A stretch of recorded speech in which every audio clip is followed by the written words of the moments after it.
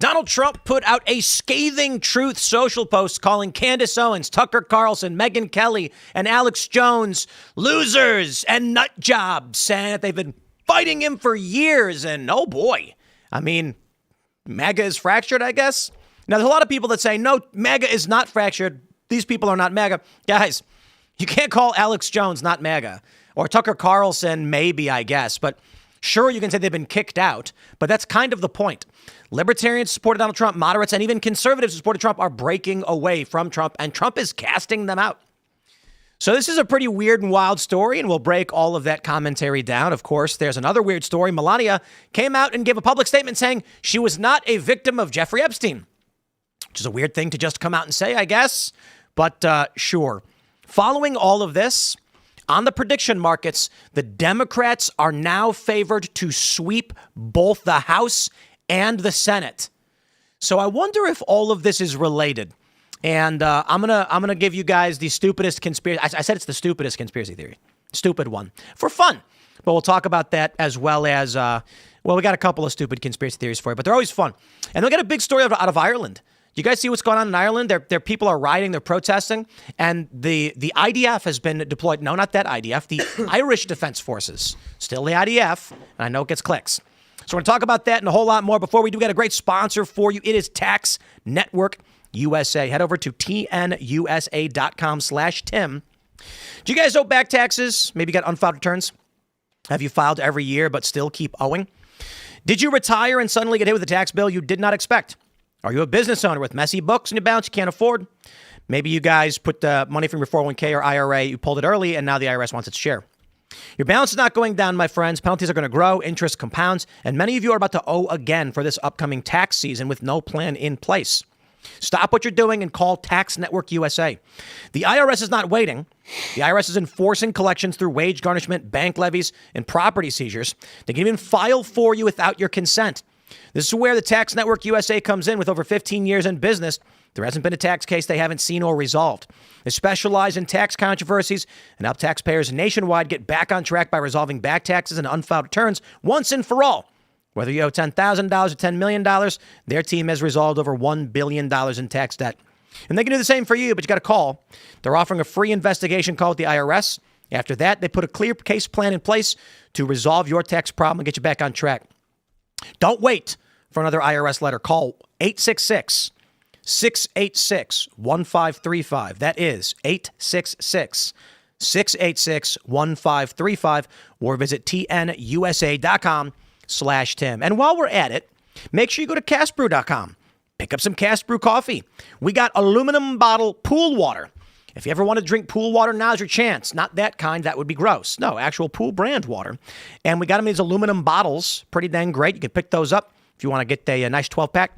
We've got the Cast Brew Vault Black. Look at this glass bottle. It is beautiful. Some say it's the best. Too good of bottle, actually. And then you can always just grab some good bagged coffee. We got whole bean, we got ground, a bunch of different flavors as well as coffee pods. Support the work we do. Buy coffee. Win-win. Don't forget to also smash the like button. Share the show with everyone you know. Joining us tonight to talk about this and so much more is Blaire White. Hey, what's up? Who are you? What do you do?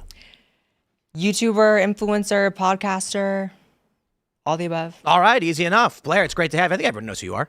Episode 1488. Episode 1488 is tonight. Let's go. I guess that's important for Blaire. You know, Fuentes couldn't make it, so. Tate's here. Yeah, I couldn't miss it. Big episode. Had to be here. This is the most important, they say. I'd say the most important. So I'm happy to be here. Good to see everybody. How's everyone doing? We got Brett hanging out. I had no idea it was episode 1488. Don't lump me in with the rest of them guys. Why are you guys making this a thing?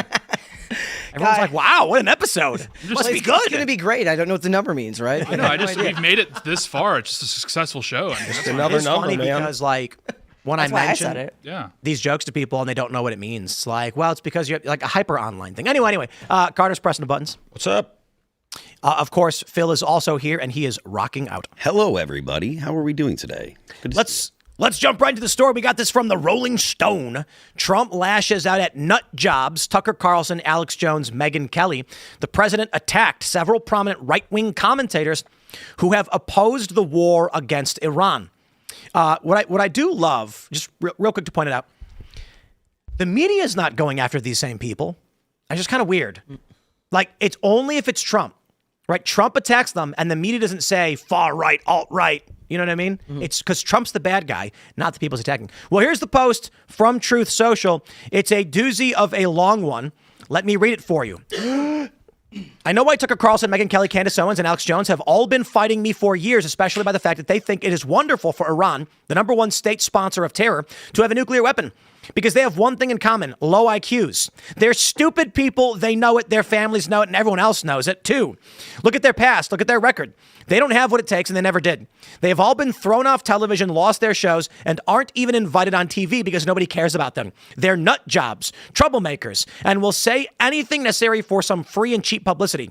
Now they think they get some clicks because they have third-rate podcasts. But nobody's talking about them, and their views are the opposite of MAGA, or wouldn't have won the presidential election in a landslide. MAGA agrees with me and just gave CNN a 100% approval rating of Trump, not handing flailing fools like Tucker Carlson, who couldn't even finish college. He was a broken man when he got fired from Fox, and he's never been the same. Perhaps he should see a good psychiatrist, or Megyn Kelly, who nastily asked me the now famous only Rosie O'Donnell question, or crazy Candace Owens, who accuses the highly respected First Lady of France of being a man when she is not, and will hopefully win lots of money in the ongoing lawsuit. Actually, to me, the First Lady of France is a far more beautiful woman than Candace. Come on. That one's like, So bro, I nearly fell off my chair when I read that one. It's not even close. Or bankrupt Alex Jones, who says some of the dumbest things and lost his entire fortune, as he should have, for his horrendous attack on the families of the Sandy Hook shooting victims, ridiculously claiming it was a hoax. These so-called pundits are losers, and they always will be. Now fake news, CNN, the failing New York Times, and all the other radical left news organizations are hailing them and giving them positive press for the first time in their lives. They're not MAGA. They're losers just trying to latch onto MAGA. As president, I could get them on my side anytime I want to, but when they call, I don't return their calls because I'm too busy on world and country affairs. And after a few times, they go nasty, just like Marjorie Trader Brown. Brown. Tough. But I know, what is that supposed to mean? Because he I said think she didn't earn green because right. everything turns brown. Yeah, that's why he said it. Yeah. But I no longer care about that stuff. I only care about doing right for our country. MAGA is about winning in strength in not allowing Iran to have nuclear weapons. MAGA is about making America great again. And these people have no idea how to do that. But I do, because the United States is now the hottest country anywhere in the world, President Donald J. Trump. I just want to highlight real quick this hilarious meme of this like crappy AI Fuentes, Candace Owens and Tucker. And it's like, beware of false prophets, which come to you in sheep's clothing, but inwardly they are ravening wolves. And there's like snarling wolves behind them. Bro, this is wild. Trump should have been nicer to Alex Jones. Yeah, I don't see Alex being lumped in with the rest as necessarily appropriate. Well, Alex said, he called for, look, Candace said a bunch of things about Trump for sure, but Alex came out and said he should be removed under the 25th Amendment. What Alex said there is that Trump is incapable of being president, that he is incapacitated. That's what 25th Amendment. You want to say impeach? Which is dramatic. Yeah, no, look. Things dramatic. When you say Trump should be impeached, Trump might actually take that like a compliment. You're basically saying he has taken such severe actions and we oppose him, he must be stopped. It's almost like saying he's a big baddie. But when you say he should be 25th Amendmented, you're saying that he's like brain dead. Yeah. That's why I'm like, I mean, okay, you could like nitpick some of the things and like have some criticism, say, okay, Alex Jones has been consistent his whole career. I think that's fair. These other three definitely have not. But all this to be said, he's responding to Tim's point. I mean, they're calling for him to be 25th Amendmented. Some of these others are insinuating he's covering for pedophiles and that he's like just completely bought off and corrupted, et cetera, et cetera. He's going to be harsh in his response. Of course he's going to be. This is how he's always been. Again, he rolls around in the mud, and it's like when you bark up this tree, you're going to have to go roll around in the mud with him. That's just the way it is. That is what happens, though. Like, every time something happens, he says something out of pocket, and everybody's like, but he has to be because everybody's being mean to him. He's not necessarily accurate, though, and at least in the beginning when he's talking about nobody's watching them or they have no influence. Yeah. Obviously, if they didn't have any influence, it wouldn't even be worth addressing, but it is because the people he's talking about, I would agree that a lot of them have changed their views, but they do have influence. I mean, one of the big reasons that Candace Owens has been such a... When has Donald Trump worried about accuracy? Yeah. I mean, He just throws stuff. I mean, against the wall. maybe that's the problem with everything now. Nobody cares about accuracy, and people only care about what's. We've been in the post-truth society for a decade. I know, but the thing they were talking on the pre-show earlier about how it feels like MAGA's fractured. And that's because nobody cares about accuracy; they just care about getting clicks going their way. I just had a really good idea to get a bunch of viral clicks and promote the show. Let's do it. So here's what you do. I will preface this by saying none of this is true, and it's for the purpose of this show to make a point. For entertainment purposes only. No, it's to make a point, a political point about the nature of reality and what the internet does. Donald Trump personally called me before he made this statement, thanking me for having his back and saying that I was a good friend. And I said, Mr. President, I will stand with you always, no matter what you do, even if you shoot somebody on Fifth Avenue. He laughed. Yeah. And we had a great time, and he's a good man. Yeah, that literally never happened. And I said that because I know what's going to happen, because this is what these people do. They're going to cut the clip out, and they're going to be like, they're going to claim it's true and it's going to be sensational. Now, to be fair, that wasn't a particularly sensational clip. because that was the group call with BB earlier, right? I think I was listening in on that. No, that one was about what we were getting for dinner, because tomorrow we're going to the brewery. Yeah.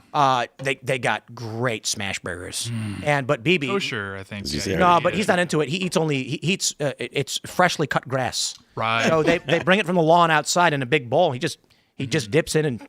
I respect that. Yeah, I mean. You got to go hard to eat raw grass. There's very little nutrients in there. Maybe the most impressive part about all this is the amount of stuff he covered in one specific message. I could never remember that much at one time. And it was so much more demented read out loud. Like, it was crazy reading it, but to hear it out loud is like, whoa. Well, we saw in like the behind the scenes clips from the election that he now dictates posts to like a staffer. So imagine being the staffer. Like, Well, you know what? There will be an Amazon series about that guy one day. yeah. But I will say I don't think my previous false statement went far enough in terms of click farming people who make up fake things.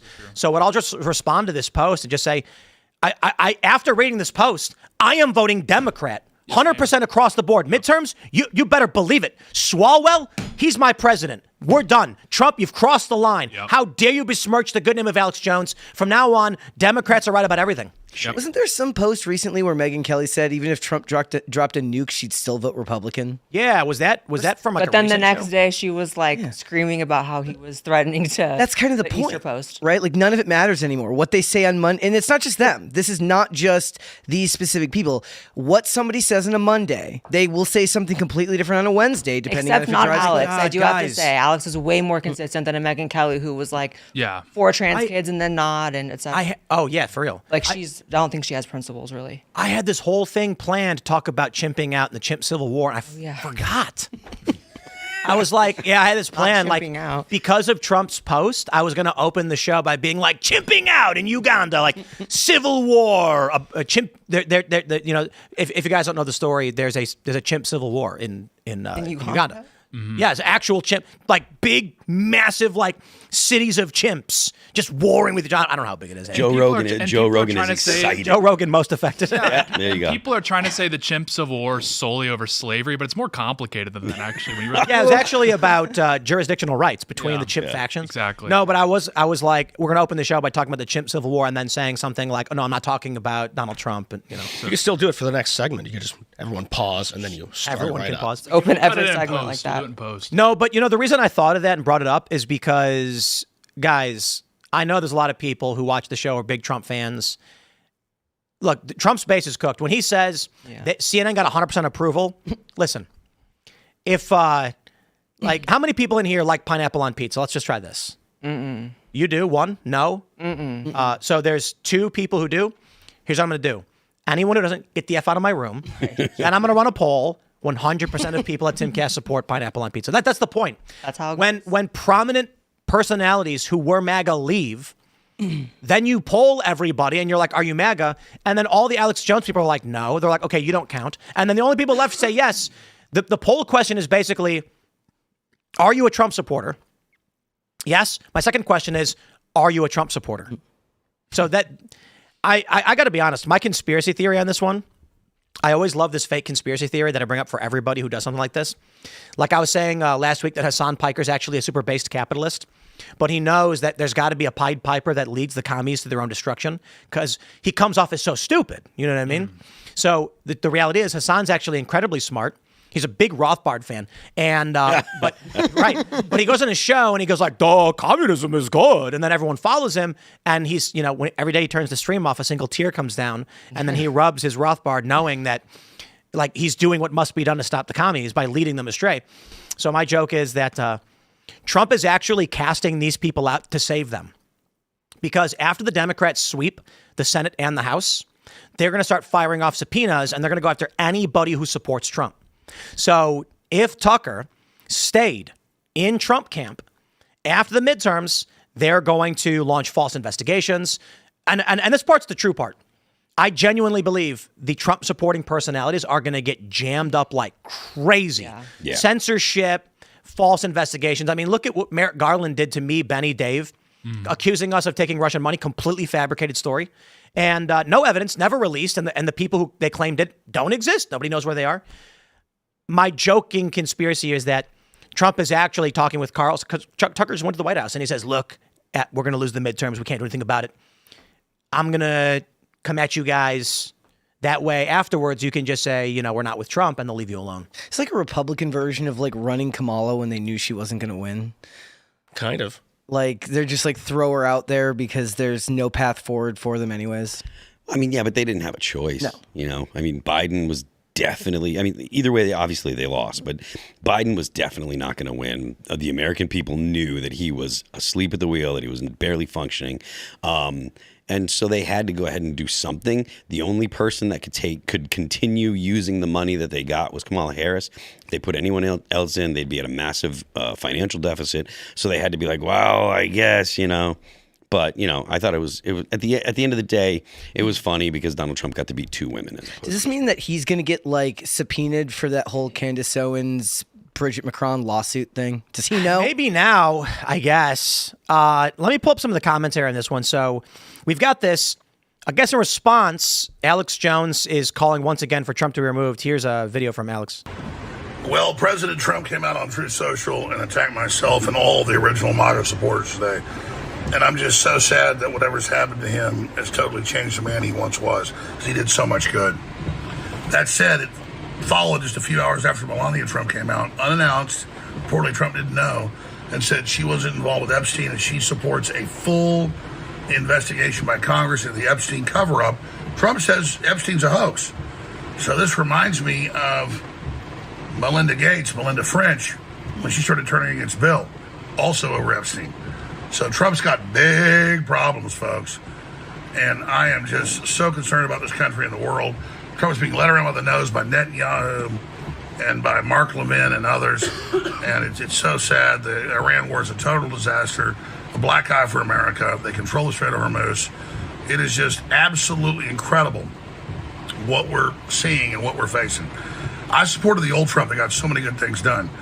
But at the end of the day, I just feel sorry for him and pray that God touch his heart and soul and free him from the demonic influences that he's under.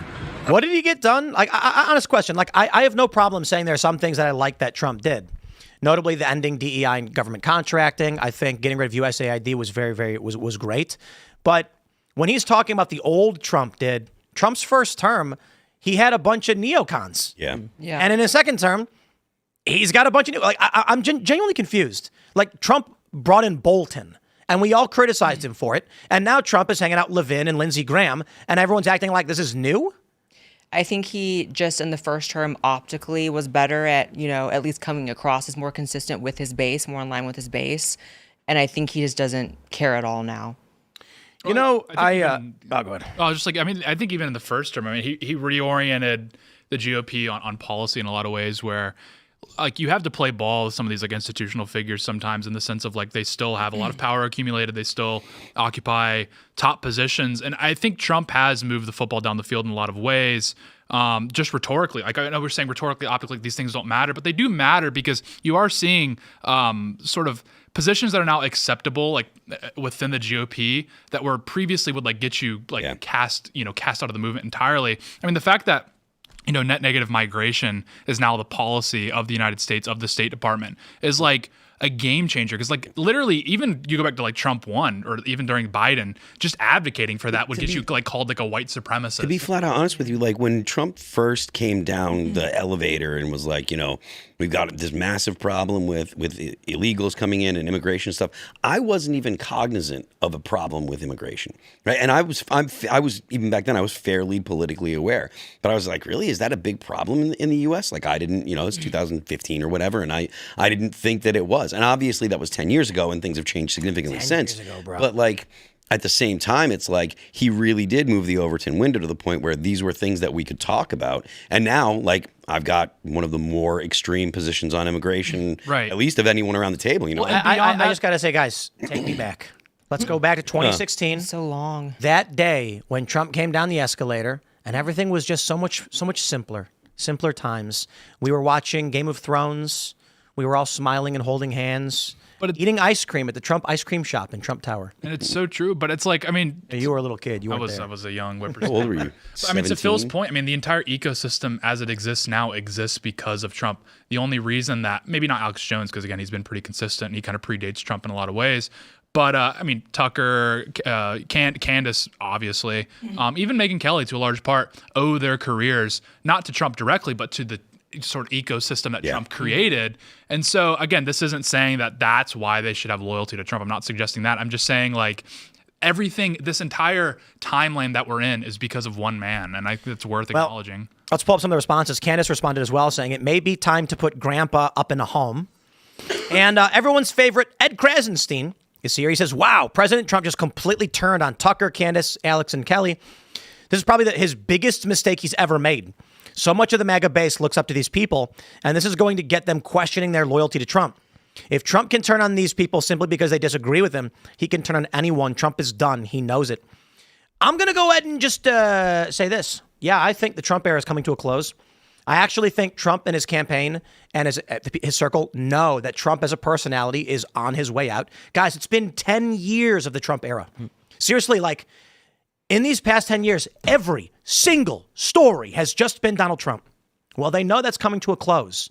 And so this is going to change the landscape in very dramatic ways. Trump is done, but I don't think it necessarily has to do with Trump targeting Tucker or whatever. I think it has to do with he's got a couple years left. The midterms, Democrats are going to sweep. He's going to get jammed up. We're not going to see a whole lot done. He's going to leave. And what will be left of this movement? Honestly, I think it's going to be Marco Rubio as the nominee. I don't think it's going to be J.D. Vance. I think they're all aware of what's going on. And Rubio will probably be the guy. I also think the Democrats are going to go through some shock flip as well. Things are going to change there. And these are the rumors. The rumors were that there's Beltway rumors that you are going to see the likes of, let me put it like this. I think this is very, very, very unlikely. It's just very strange that some leftist publications have been writing positively about Tucker Carlson, saying that he's changed, pointing out that he used to be a big Democrat and he was on MSNBC, almost like they want Tucker to be a Democrat. They want him back, yeah. You mean they want him to run as a Democrat, or he's I don't know about that, a voice but for Democrats? The rumors are that Tulsi Gabbard will be either an independent or Democrat. Now, my understanding is that sources, we do journalism here, folks. We do. I've reached out to people involved, heard these rumors that Tulsi was going to drop out. She was going to align herself. She was going to resign. She was going to align herself with Joe Kent. They were going to be the alternative to the Trump camp, saying that, moderate liberal types, we can unite this country. And the rumor is that she'd either run as an independent spoiler for the Dems, or I'm sorry, against the Dems, basically a spoiler candidate for Democrats, or that she may actually even try to go back to being a Democrat. But I reached out to several people in the inner circles, and they say absolutely false, not true, not going to happen. Trump is a fan of Tulsi. Tulsi has served honorably. But Laura Loomer says otherwise. And Loomer's sources have been pretty good. She says that Tulsi is going to be out, and it may happen. She's going to run. I do too. Tulsi is a moderate. She's kind of liberal in a lot of ways. She's moved rightward on a lot of things. She has always been critical of Iran nuclear weapons and Islamic extremism.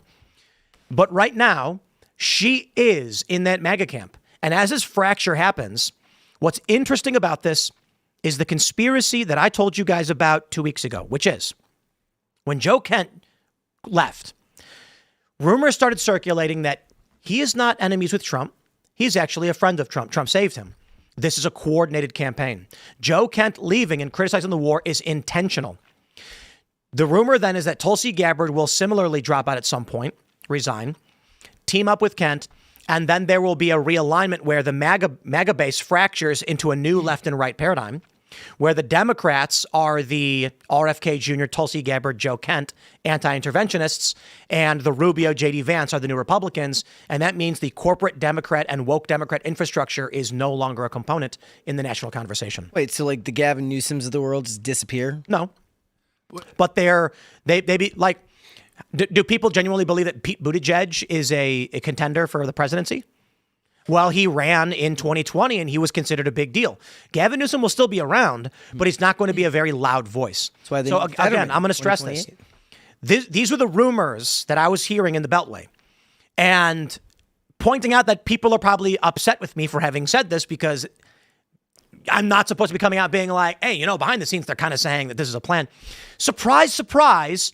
Trump then formally denounces these personalities, creating an opportunity for this large vocal faction to now support, say, a Tulsi Gabbard. And that will pull, guess what? Guess who Candace has the ear of? Suburban women. Moderate suburban women love Candace Owens. What is she harping on about? TPUSA is bad, Israel is bad, and now she's anti-Trump. She's calling for Trump to be impeached. She is going to capture a ton of female voters, which all vote Democrat. So when Tulsi Gabbard pops up, and Tucker, Megan, Candace, and maybe Alex, I don't know if Alex fits in here, but when they start saying Tulsi's the real deal, she's always stood true for what she believed in, you have the makings of the perfect opportunity for creating a new left-right paradigm of the MAGA system breaks into two pieces, corporate shill Democrats, crony Democrats like the Hillary Clintons, and the we wrote garbage is as an afterthought. And you now have, I was always a big fan of Trump, but he's gone too far with this war. I'm going to vote for Tulsi Gabbard and RFK Jr. Keeping their influence in mainstream politics, a new machine state, effectively a new deep state. I think there's like two problems. Is one, the first one is I think Vance is like broadly aligned with Tulsi, and even to an extent Kent. I mean, they were cordial. That's not a problem. That's part of the that's the I'm point. saying, but then if Vance doesn't break with them, then that could be a problem in the sense of, because now how do they possibly survive a Democrat primary? No, bro. Listen to this. Again, this is all rumor mill stuff, and maybe it's not true. I don't know. I just think this lines up with the rumors that I've been hearing in D.C. that this was going to be, that this is a piece of it. I'm not saying it's proof of anything. I may be connecting dots that don't need to be there. I understand that. But the rumor was there would be this fracturing intentionally to create these two sides of the coin. Imagine a presidential debate in 2028 between, say, Tulsi Gabbard and J.D. Vance. What is that going to sound like? Tulsi Gabbard's going to say, J.D., you're a good man. I tremendously respect him. I served alongside him, and he's always been honorable. But we fundamentally disagree on the war effort. And J.D. Vance says, thank you, Tulsi. I very much appreciate that. You've always done a great job, but I do think you're wrong. And the American people are going to have to decide. That reshapes American politics back to the Obama-Romney era. Mm-hmm. It erases the Trump, well, you'd be in jail era. If it is an RFK Jr. Tulsi versus a Rubio J.D. Vance or even a Joe Kent, Joe Kent is still praising Trump. Yeah. He's been critical, but he said, I still think he's great. He can do the right thing. He just needs proper guidance. Imagine what that presidential campaign looks like when you get rid of the culture war. Well, I agree. I'm just like, I don't know how those figures survive a Democrat primary. There's not a chance. I mean, the Democrat base now is super radicalized. They're not looking to moderate at all. That's why the rumor was either an independent to spoil the Democrats or actually as a Democrat. I do think Tulsi trying to go back to the Democratic Party might be a long shot, but it might not actually be if Bernie Sanders comes out and says Tulsi has always served, with honor and distinction. And what happens if Tulsi gets cast out next and fired by Trump, and she comes out and said, I did everything I could to restrain him, blah, blah, blah. Yeah. I was opposed to his policies. I think Bernie's already kind of hitched himself to the Zoran style of politics. AOC and Zoran, yeah. At this point, I mean, look how Krasenstein's talking here. He's not saying Carlson or whatever. He doesn't say anything about them. He views them as MAGA figures that are just like in a civil war in the right. Maybe, but I will say this.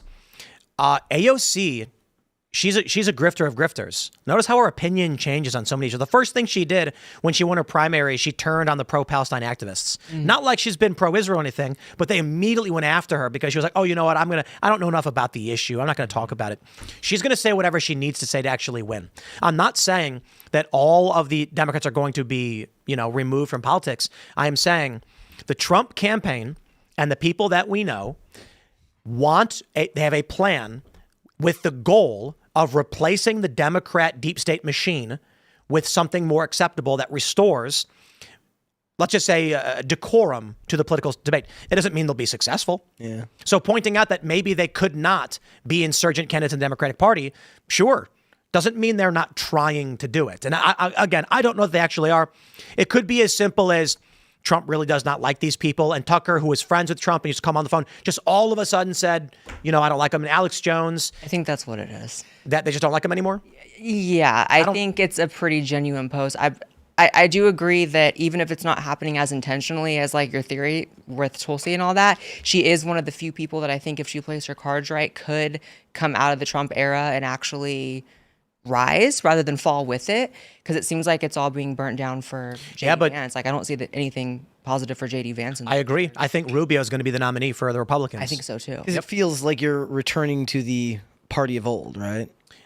And that's the point, right? I mean, we feel the same way about the media right now. Like with everybody fighting constantly and everybody feels forming like their own. 2005 again. You don't need 100% consolidation in a primary. I mean, JD Vance polls at like 40-50%. So even if Trump loses half of his base, that's still plenty of wiggle room to get out of a primary, to get someone through a primary. I think all this really depends on is if Trump changes his mind in 2028. I don't think Trump's going to endorse anyone, quite frankly. I think he's going to let them debate who's the most Trump-like. That's why there could create room for potentially like a Steve Bannon to run, because, all of them can petition why they are the true heirs to MAGA. And then I think someone like Bannon would couch that in terms of like, well, I don't think Trump actually did it correctly. I'm going to truly bring about. Do you think that MAGA Bannon politics. would have a chance on it? Yeah, there's after the Epstein stuff. I don't think he has a chance of winning. I'm just saying that those are the types of people that will try to jump in an open primary if Trump doesn't like weigh in and just endorse JD Vance. You think he'd win a primary? Bannon? Yeah. No, not a chance in Hades. Right. I'm just saying that if Trump doesn't weigh in, then a lot of these guys will smell blood in the water and jump in. And I think that's actually a possibility that Trump just doesn't endorse anybody. And then again, I think what's really happening right now, and you're already kind of seeing it within the White House right now, is I think you are seeing people, same thing happened with DeSantis, or whispering in Rubio's ear right now, like, hey, dude, 28 could be yours if you play your cards right. Yeah. And I do think we could be heading for a Vance-Rubio showdown. I think you're probably right about Vance and Rubio. I think that Rubio, particularly because of his, being the Secretary of State and also his history in the Senate, I think there's a lot of people that are mainstream DC that are like, oh, he could bring normality back. Now, whether or not he would, I don't know, because the way that he's taking his job role as Secretary of State, he's very pro most of Trump's policies. His foreign policy, Rubio doesn't seem to balk at all. Now, granted, he could be just doing the job that his boss is saying to do, but also, if the stuff that Trump is doing does work out in the long run over the next 2 years for the American people, I don't see why Rubio would turn around and say, I want a different vision of foreign policy. Because, go ahead. No, just finish. I don't see Rubio coming in and saying, well, I have a different vision of foreign policy. This stuff that's been working, that has put America into a position where it's a global leader the way that people want it to be, I don't see a change. I want to highlight this from Kalshi. Tulsi Gabbard out as Director of National Intelligence, currently before June at 39%, before July 1st at 45%, before August at 59%. The before August has spiked. Yeah. Now, I don't know if this means someone knows something. It could be as simple as this. Guys, there are rumors in the D.C. area. This is going to happen. Laura Loomer has been right about a lot of things. You don't have to like her. A lot of people don't. But she has been right on a lot of her scoops. She's come out and she's got a lot of details on a lot of people that she's talked with Trump about. And she says that, here, I'll show you one of her latest posts. She says, we're now at the stage where, this is from March 28th, if you have standards, and ask Tulsi Gabbard to condemn Joe Kent, Roger Stone, who will probably run her 2028 presidential campaign, is suggesting and threatening that police should be weaponized against journalists in Florida. Yeah, you get the point. Laura Loomer has said she has a scoop that Tulsi Gabbard is going to resign from her position and eventually will run for office. all I can say is, independent of Laura Loomer, I have heard similar things in D.C. I could see it. So I don't know if this is true or whatever, but certainly these conversations are happening somewhere. Because, again, Laura Loomer has been right about a lot of her scoops in the Trump administration, and she is a diehard Trump loyalist, and she has been, it is interesting when she posts about this Tulsi Gabbard stuff, and at the same time, Polymarket is reacting as though it's true. Maybe Loomer says it, she's wrong, and then people go on Polymarket thinking she's right. Maybe that's it. But I've heard the same thing she did, independent of whatever her reporting was. Tulsi might want to get out before she has to take any more L's as being seen as like part of what Trump is doing. I mean, a lot of the things right now are antithetical towards her beliefs, at least prior to going in. So she might want to cut her losses now. I mean, she campaigned in 2020 specifically on regime change wars. On like, we cannot keep doing this. Right. And now we literally have Trump saying, we did a regime change, it's not what we were trying to do, but we did. And J.D. Vance, too. That's why it's like, I don't know how well it's going to go for him. Well, I still think that it's very early to talk about whether or not the Iran war, or whatever you want to call it, is going to be a positive or a negative for whoever's coming next, because it's still only 5 weeks or whatever. Yeah. We haven't finished whatever's going on there isn't actually done. There's still 2 weeks. There's supposed to be a 2-week ceasefire, but I've heard there's still a lot of military equipment moving into the area. So this isn't over. And right. Until you actually see U.S. troops leaving and you see the assets leaving the area, that's when I'll think, and okay. I think They're sending more troops in. I mean, Yeah. more and more reports of more. And so But then that's indicative of like she's going to keep taking L's for staying. or she's going to break away when the troops go in. Right. So I will say this, and it pains me to say this because I want to fight for. Look, Donald Trump says ceasefire. Reports are that he was begging Iran for a ceasefire. It's been very bad for him. Seriously, there's a bunch of stories about it. However, I've heard rumors that this is actually just the manipulation. Trump announces the ceasefire because he's not entering negotiations in good faith. The rumors that I'm hearing, and again, this is just scuttlebutt. I don't. This is not from any prominent individuals, but with all the reports of more bombers refueling tankers, troops being deployed, the general idea is Trump's telling them he wants to negotiate while he amasses troops in the region, catching them off guard, alleviating some of the stress on the strait, and then moving in. This is not over. Yeah. Well, I guess to Phil's point he made, I think that's why J.D. Vance is in the toughest position of all, because he's going into 28 trying to have this coalition together. He's close with Tucker, previously close with Tucker, but it's probably changed a little bit. But at least Tucker's still going to be a titan going into 28. He's the only guy out of that list that I think is going to maintain his prominence going into 28. So J.D. has to play ball with him, but he's also going to play ball with MAGA. And the MAGA is going to be the kingmaker going into 28. I mean, down the road, we'll see. And there's other factions you got to keep happy. So I mean, I think that's why J.D. Vance isn't specifically the toughest sort of position. I think in regards to Iran, I mean, that puts Trump is really in a tough position because look, you also have to keep the Israelis happy. They weren't happy after the ceasefire. We saw all the talks on social media. They're all crashing out. They keep bombing Lebanon. Iran's not going to agree to any deal while their proxies are getting hammered over there. It's just not going to happen. So the only way we can actually get this across the finish line is if Israel just plays ball. Tim makes this point all the time. Israel's approval in the United States is tanking. I mean, there was a poll that came out the other day that among evangelicals under 35, Israel's like 40% support. Oh, that's bad. So Israel understands hey, it's now or never. We got to take out Iran now or it's never going to happen. So there's no way they're going to let this slip by. And so that puts Trump in a really, really tough spot. I want to play this video that's been going viral. This is I don't know if it's an AI video or not, but it's based off of a CCP professor, people are calling him. I don't know if that's accurate, but a Chinese professor who refers to this as game theory, game theory number 18. Speculation as to what Trump's plan really is. And I find it interesting, so let's listen.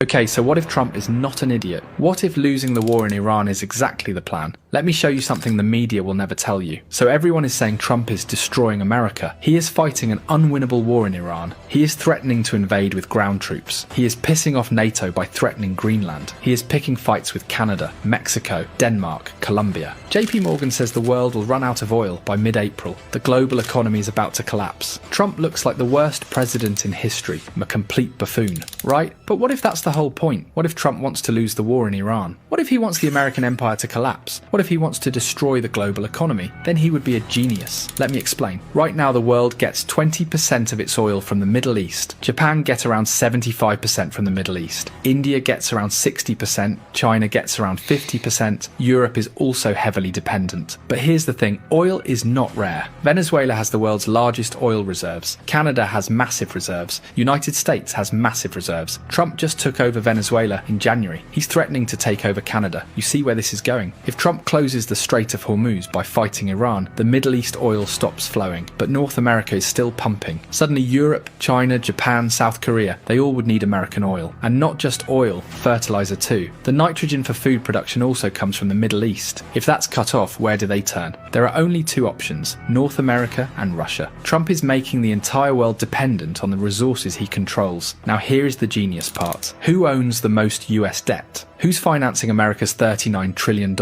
It's Japan, China, Taiwan, South Korea, UK, France, Belgium, and Luxembourg, the same countries that need Middle East oil. There's been this fear that these countries would stop buying US Treasury bonds, that they would move to gold or Swiss francs, that America's Ponzi scheme would collapse. But now they need American energy. They need American resources. They can't abandon the dollar. They are trapped. Trump just turned America's biggest weakness, its debt, into its greatest weapon. By starting an unwinnable war in Iran, he's forcing the entire world to depend on North America. This isn't new. Putin already proved that this strategy works in Ukraine. Russia has been fighting for 5 years. It's a slow grind, but it has restructured Russia's entire economy around war production, drones, ammunitions, and military manufacturing. Russia went from importing Iranian drones to making their own and now exporting them to Iran. Putin's plan was that the world is collapsing anyway, so why not build a fortress, make Russia self-sufficient, control the resources, and weather the storm? America saw this and said, we can do the same. Greenland for rare earth minerals, Canada for oil and resources, Venezuela for oil reserves, Mexico for manufacturing, Panama Canal for trade control. So maybe Trump is not being reckless. He is actually building a self-sufficient North American fortress while the rest of the world burns. So yes, Trump looks like an idiot. Yes, he's losing the war in Iran. Yes, he's destroying the global economy. But if the goal was to end the American empire and rebuild it for Americans, to make the world dependent on US resources while everyone else collapses, then Trump might go down as the greatest American president in history. Maybe the New World Order is dead, and maybe we are heading towards a Trump world order.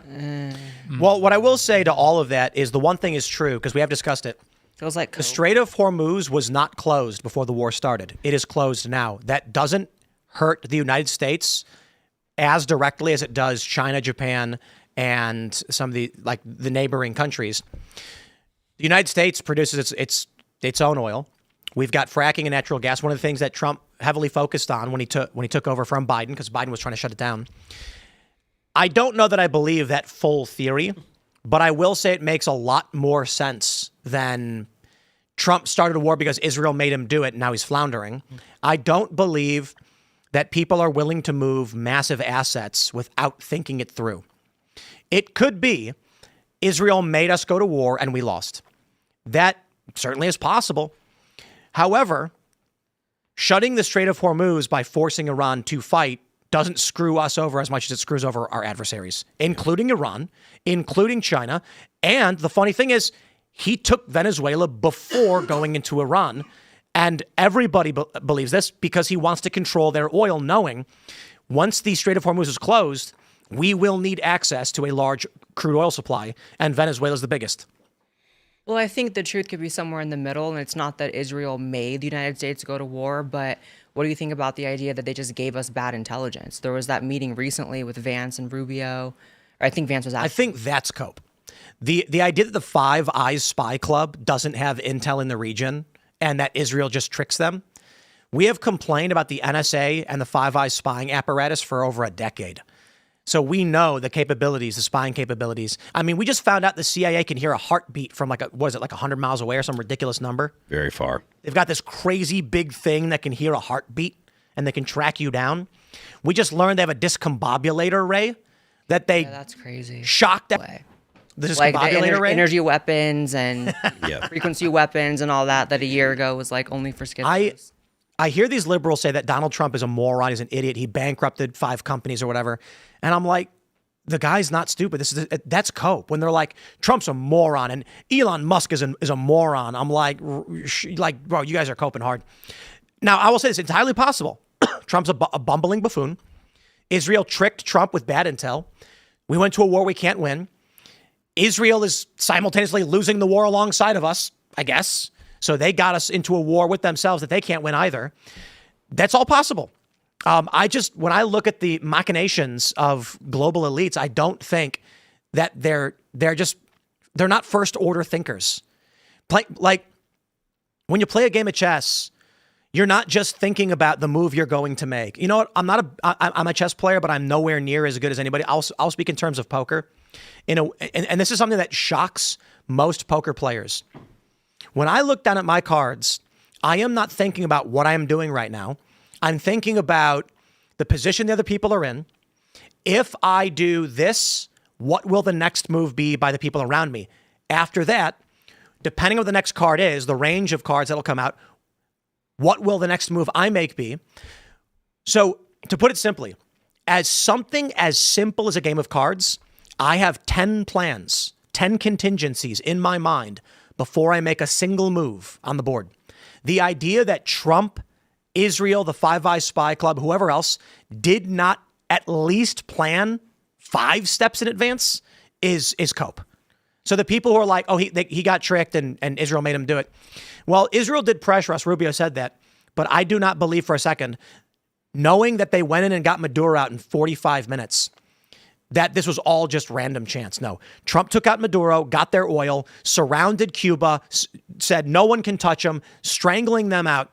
Then the war with Iran starts. They planned this. I don't know what their plan is, but they planned this. Well, the only thing, though, is Venezuela is very different than Iran. And then also, I would be more willing to be But what does that mean? It means it's not. They don't have the same capabilities of defending. They don't have the same capabilities of defending themselves. But what does that have to do with what I was saying? That if he's like a 4D chess thing and he can just do what he wants, like taking out Maduro was because if you start a war with Iran, they will close the Strait of Hormuz, and that's 20% of the world's LNG and crude. By taking Venezuela, we secured the densest crude production in the world. So yeah, I'm not making a value judgment on if it was good or bad to do. I'm just saying I'm saying their defensive capabilities are immaterial. We took their oil in advance. There is no way you can separate these two actions. It was obvious that Donald Trump took Maduro out because he needed their oil Agreed. Right. So these moves are lined up. You don't got to call it 4D chess. It's just regular old chess. Right. I guess I would just be more willing to be like, he knows exactly what he's doing and he's thinking in second and third order. If there weren't other political miscalculations he's made as of late that have been pretty disastrous for him, like the Epstein stuff, like there was no way that was just him completely messing up. What's the fallout on the Epstein stuff? Like his base is like permanently fractured, mostly due to that. It started with maybe not mostly because that, but it started with that. I think the Epstein stuff was certainly bad, and it got a lot of libertarians to sour on him. But I also wonder if, at the same time Trump is making moves, his adversaries are making moves against him too. So the Epstein stuff, one could simply argue, yeah, Trump has plans. His enemies have plans too. I also think like Trump's approval rating didn't even really move after the Epstein stuff. That's true too. I mean, like it's like his approval rating is better than Obama's and Bush's at the same time in their presidency. Yeah, because I mean, like it is true that you need the online right does punch above its weight as far as like influence in the White House, influence and GOP politics, obviously. But like, I don't think the Epstein stuff really like moved the needle that much as far as like Trump's like outcomes. Iran does because like Iran. I don't think there's, and you know me, I'm like one of the biggest Trump shows working in the business today, I would say. But the Iran war is just a miscalculation. I think that the Israelis and the Americans both literally thought there's protests happening right now. They're going to overthrow the regime if we jump in now. So let's just create a vacuum and then it'll naturally happen. And it did not happen. No way. No way they believe that. No way. No. Well, Trump literally said in the post, though. I remember. Yeah, and Trump literally said if you start touching protesters, we're going to go in. Indeed. And check out Tales from an Economic Hitman, where this guy explains how what the U.S. does, and has always done, is foment protests in foreign countries, film them so they look very dense, and then tell the world, look at the people crying for freedom. That way, when they go in, they cite humanitarian crises as a justification for invasion. I do not believe for 2 seconds that the U.S. government genuinely believed the Iranian people would rise up against the IRGC. There are protesters. That's all real. They killed protesters. There's videos of this stuff going down. But this is just in line with what the U.S. has always done. We will be greeted as liberators. I'm not falling for that same line again. We saw that in Iraq. No, they need to justify their actions to the American people. And there are many Americans who will say right now, we had to go in because they were massacring their own people. Right. What I'm contending is I'm saying that I think the primary objective for the United States and Israel both was regime change from the outset. Indeed. So but that's what I'm saying. I think either of them believed that the protests would do anything. I don't think that was like the primary moving factor. I'm just saying that was a moment where they're like, there's blood in the water. Now can be the time to move. Agreed. And they moved on. My point. They moved on Venezuela to secure the oil. Yeah. Let me go back to the poker analogy. Just put it like this: if I look down at 2 cards, I think about where I am on the table. So who's going to come after me? If I put in some chips, what are the likely responses? It's not a single plan. I have, again, 10 contingencies. If I do this and he does that, I do this. If I do this, but he does something else, I'll do that instead. And that's what I think is going on. There is a plan here in place. They know what they're doing, and you're watching one step at a time. I don't know what that plan is. I'm not saying that this game theory number 18 is true and correct. I will say, however, when you take a look at the seizure of Venezuela, taking back our oil assets, followed by the closure of the Strait of Hormuz, that is a nuclear bomb going off for the Chinese. They rely on that energy. We don't. So it's not bad for us. Trump can, if you want to make the argument, it's on purpose. It may not be that Trump wants to lose, but that he knows the economic damage to China because of the closure of the Strait may be bad for a lot of us, but it's worse for them than anybody else. So you can take a look at, you can look at it like you may get knocked down 10 points. I may get knocked down 5 points, but you'll be knocked down 10. So I win. So he's doing that knowing that not just his base, but Americans in general will have a hard time wanting this to happen because it is affecting them at the gas pumps right now, even if it's affecting China more. Right. The idea is that the situation in China is worse than the United States, and the cost for the Chinese Communist Party is going to be tenfold what it is for the U.S. Well, not only that. Like I think it's next month or in June, Trump is going to meet with Xi again, and they're going to be talking about trade and stuff. And I've said this a couple of times. The last time the U.S. met with China came out and said, "You are not negotiating from a position of strength." Yep. He said it right to Anthony. That was years ago. That was with Blinken. Yeah, it was with Blinken. But now, when Trump goes into this situation or goes into this negotiation, it's going to be a totally different animal. I am not going to say that Donald Trump is the smartest man alive, but he's certainly smart enough to be more powerful and wealthier than most people on the planet. So when these liberals come out and they say Trump is dumb, he's an idiot, I'm like, you okay? But he's smarter than you. But I do think like if the goal was purely like a pincer movement on China, then they would have wrapped up this Russia war by now. They would have put a lot of pressure and just got a deal done and then lifted sanctions, because right now let me address that point. Except that Donald Trump has been negotiating with Vladimir Putin to bring him back into the fold. Oh, I know he has to, because the only way to like truly like cripple China's energy supply is if you can get the sanctions lifted on Russia, because right now China's getting Russian oil at like a total discount. I mean, like 50% discount. And Trump's been negotiating with Putin. Yeah, so I mean, I think if we see that, if that deal actually like happens, then yes, this is a successful pincer movement on China, because their second biggest import is the Saudis. That's not going to change, but the third biggest is Iran. It's not a pincer on China. It's just collateral damage. Trump starts a war with Iran. Iran closes the Strait of Hormuz, and Trump sitting back being like, "That's what I wanted them to do." Yeah, Trump-induced action, and it benefits us. Again, the Strait of Hormuz closing, it does it does hurt the global economy, but it does benefit us in the sense because now South Korea is importing American oil like in massive numbers, so are the Japanese. It's just the question is China going to continue to get Russian oil basically on sale? I mean, because they have pipelines. They have pipelines connecting Russian oil refineries to China. There's not really anything the U.S. can do about that either. They share a massive border and stuff. You're going to have shipments of Russian oil into China and stuff. But I don't know how far Trump is willing to go with negotiations with Putin. But part of me thinks that this is also the situation with NATO. I think Trump is actually trying to use that to put some pressure on NATO too. The whole, get into the strait and help out here. NATO's been essentially the United States taking care of all of the global trade and on the seas and stuff. Maybe the play is to get out of NATO and team up with Russia. I don't know that I want to team up with Russia, but I think if the U.S. gets out of I don't know that I want to get out of NATO. I mean, the point is, is there a possible move Trump is making where NATO's not paying their bills? He can cut off oil to China if he teams up with Russia, and Europe's an afterthought. I mean, it could be, yeah. Well, I mean, I think if you like totally bail on NATO, your allies you're left over with aren't more favorable. You're basically just dealing with the Middle East, dealing with the Saudis, dealing with the Israelis. No, I think that if you bail on NATO, you could still do a deal with like Eastern Europe, like Poland and stuff, because those are the ones that are doing.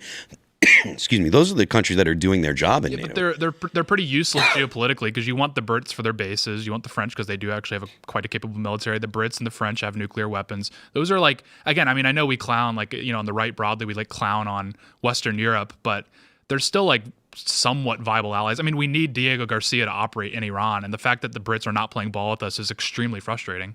Let's jump to this story from the Military Times. Oh, man, this one got everybody in a tizzy. Automatic registration for U.S. military draft eligible men to begin in December. Now, the first thing I'm going to say is the immediate response to this is, guys, they're just automating what already happens. I thought this already happened. When you turn 18, it's a guy, you got to sign up for selective service. You have to. When you go to get your driver's license, they automatically do it on your form. Now, they're just going to take your information and put it in the system. That being said, so there are people like it's no big deal, it doesn't matter that much. I still think this is a component in the grand scheme of things. Yeah. I don't think they moved to automate draft registration for no reason. I think they want an automated, up-to-date draft database for a reason. I think the scarier thing recently that happened, this is a clickbait sort of thing, obviously, is that they raised the enlistment age so high to like 42. 42. Yeah. I don't think these things are accidents, and I don't think it's clickbait. Yeah. I think that... Well, I'm saying this in the sense of it's just making it automated. I do. So my point is the people who are like, they're going to draft everybody, it's happening. Calm down. The people who are saying, oh, it's no big deal, they're just automating what already happens. It's a little bit more than that. These are grains of sand in a bigger picture. The enlistment age going to 42, that's not an accident. Automated draft stuff, also not an accident. It doesn't mean that they're going to draft anybody or need to have massive recruitment because a big war is coming, but it certainly means they are looking at these things and saying, are we prepared for something? Right. Kind of like when Real ID was implemented and they just did it automatically for your license. It took I still remember when Alex have a Jones real was ID in super Kent angry from about New that. Hampshire. Yeah. Like, Real ID is a national ID card. And then you just go to the DMV and they just got a little star on it.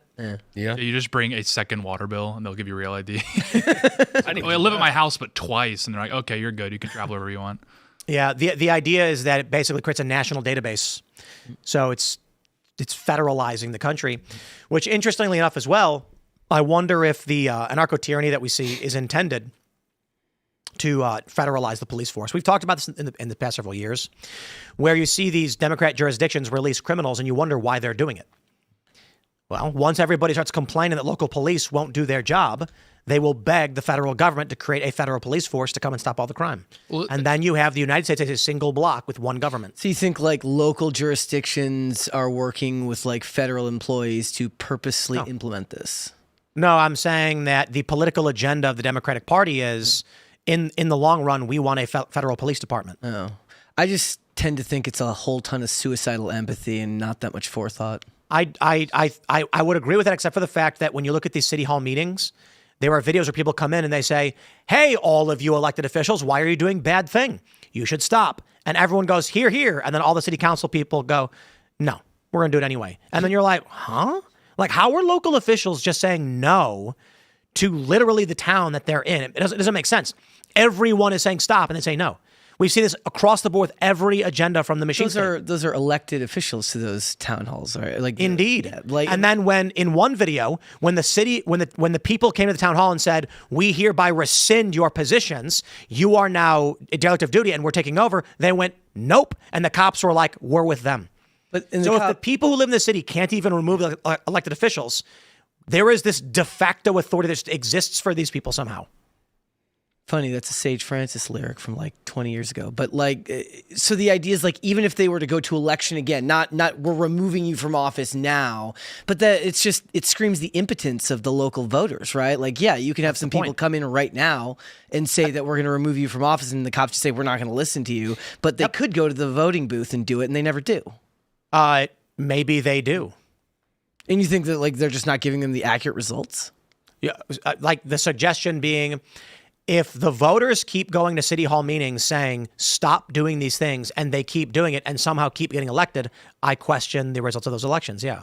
I mean, or just the most fervent of the people that go to the town hall meetings don't represent the uneducated voters who show up on voting Possibly, day. but then I would go to the SAVE Act and say, despite being wanted by 80% of people, they won't vote for it. Which again, I call into question our elections when you're able to win by procedure and not popularity. It was like with that post we were talking about yesterday, where like everything feels like theater now, and part of that's tied to the fact that you're looking through all of this digitally, and it's so depressing. Like the Iran stuff is the most depressing because you now have to look at it every day in detail, and it's us who are the most terminally online who are looking at it that way. There's a guy when we drive down the road, like if you drive down the road back towards the castle, he's got a big Trump poster that says "Peace through Strength." I was like, so this person does new one exist. every week or every month.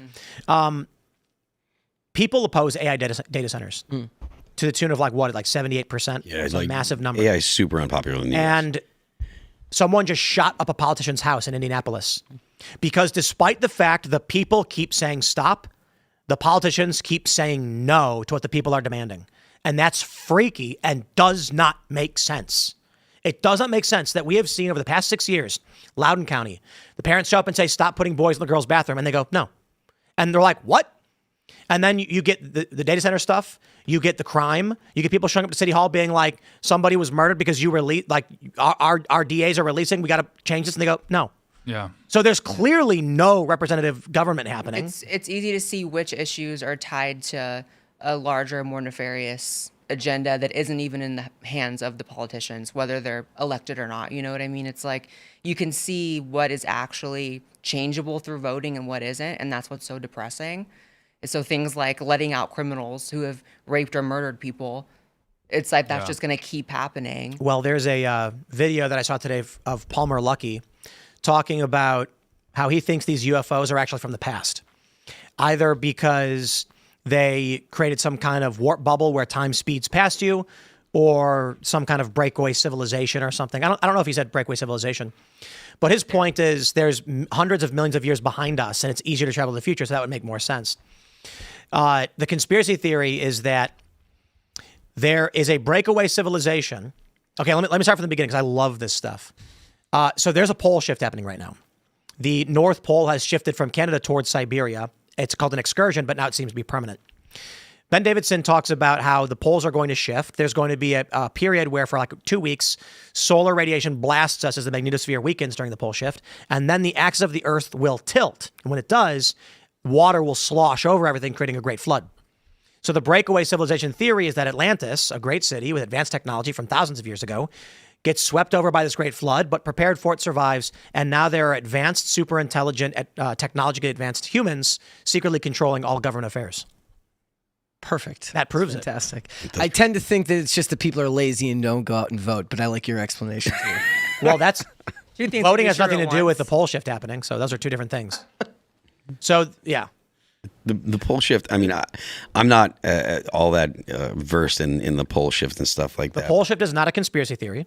The pole is shifting. There is a documented from NOAA, NASA, all that excursion of the North Pole moving to such a degree. Doesn't it always move, though? No. It has altered our compasses and navigational instruments. So planes, shuttles, all of these things had to adjust their instruments because of this. Sometimes it moves. That's why it's called an excursion. This one appears to be permanent.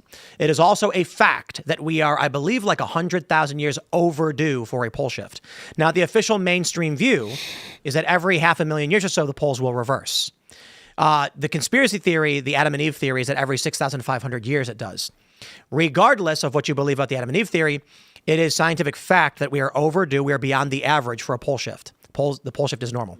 And the CIA website has the Adam and Eve story like on their website, so it's important enough for them to archive it. The Adam and Eve story. Well, the Adam and Eve theory is not the Bible Adam and Eve. No. I'm talking about the Adam and Eve theory about the cataclysm. Like At every the 6,000 cycles. years, a cataclysm. Yeah. Really? It's on the that's CIA literally- website? I'm 90% sure that's on the CIA website. Oh my God! Wait, what? Told you. Imagine being that webmaster whose job it is to put that on there. Yeah, and also the magnetic North Pole is constantly moving. Yes, but this is not an excursion. That's the point. An excursion is when it moves and then shifts back. Apparently now it has moved over Siberia and is staying there. So maybe this is why it seems like all the politicians don't care anymore because they know. Well, that's So here's another fun conspiracy theory. If it were true that every 6,500 years on average, the poles reverse, the magnetosphere weakens, we get blasted by radiation, water sloshes around as the axis tilts. If that were true, what would you do as a world leader to prepare for it? To prepare the people or yourself for it? Yourself. Well, then that's just a private bunker and probably a really crazy one. But You'd build a bunker. right, and Like all the millionaires and billionaires and the governments that are Like they're building doing bunkers. right now, yeah. Wow, that's interesting. They're doing that. I mean, again, they could be doing for any reason. Mount Weather recently got renovations. Raven Rock and Mount Weather are right by us. And that's where Congress and high-level government officials go during disasters. Mark Zuckerberg just built a 5,000 square foot emergency bunker under his Hawaiian property. And there are mountain bunkers in New Zealand. I think in New Zealand. They got emergency bunkers in New Zealand. Mount Shasta too. Mount Shasta. What else do you think you might do if you were thinking that there was going to be a cataclysm where in your lifetime, so with these theories, after a cataclysm, in your lifetime, you will reemerge to the surface. What would you do? I mean, I would try to ensure that I could seize power, like when I came back up. How do you seize power? What would you need to do it? Probably it depends how bad the cataclysm is. Is everyone wiped out? How many? It floods the earth and destroys most, like the solar You radiation. probably don't penetrated- have to do much. I mean, anyone who survives is going to be wounded, traumatized. You could probably tell them anything. Tell who? I mean, if there's nobody around, how do you like? Well, someone's going to survive. So you right? emerge from your bunker. What do you see? Depends on the cataclysm, but I guess Great flood. Yeah.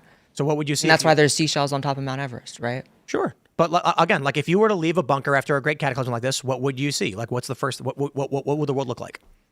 I mean, I don't know, like an ocean. It'd be Well, the flood will likely recede, so you're going to look at ravaged lands. tons of maybe. rubble. Yeah. How do you build? What do you need to build stuff? Usually, Stone? well, Wood? I don't know. you need materials and you need other people to help you build. You need energy. Well, okay, fair So enough. what I would Technology that you took under with you that you could use when you come back up. Well, one of the challenges is that all the oil refineries and infrastructure would be destroyed. Right. So how do you get the energy? Well, what I would do is I would shift my economy into the production of alternative energy sources, which can be produced in most anywhere. So it would be great if in your underground bunker you had wind turbine materials for quick construction. That way you could erect wind turbines anywhere, which could then link up to oil infrastructure and kick back up your oil production. Once you have oil, you can then start running machinery that can start expanding, building, and rapidly take things back over. That's strange. It's exactly what they've been doing for the past 20 years, telling everybody we have to shift our economy into solar and natural or green energy, despite the fact the climate change narrative seems to not make much sense because Barack Obama's buying beachfront property. That was what I was going to say. The most annoying part of that whole idea was that if a cataclysmic event did happen, some dude who believes in climate change would then blame that, and I can't let that stand.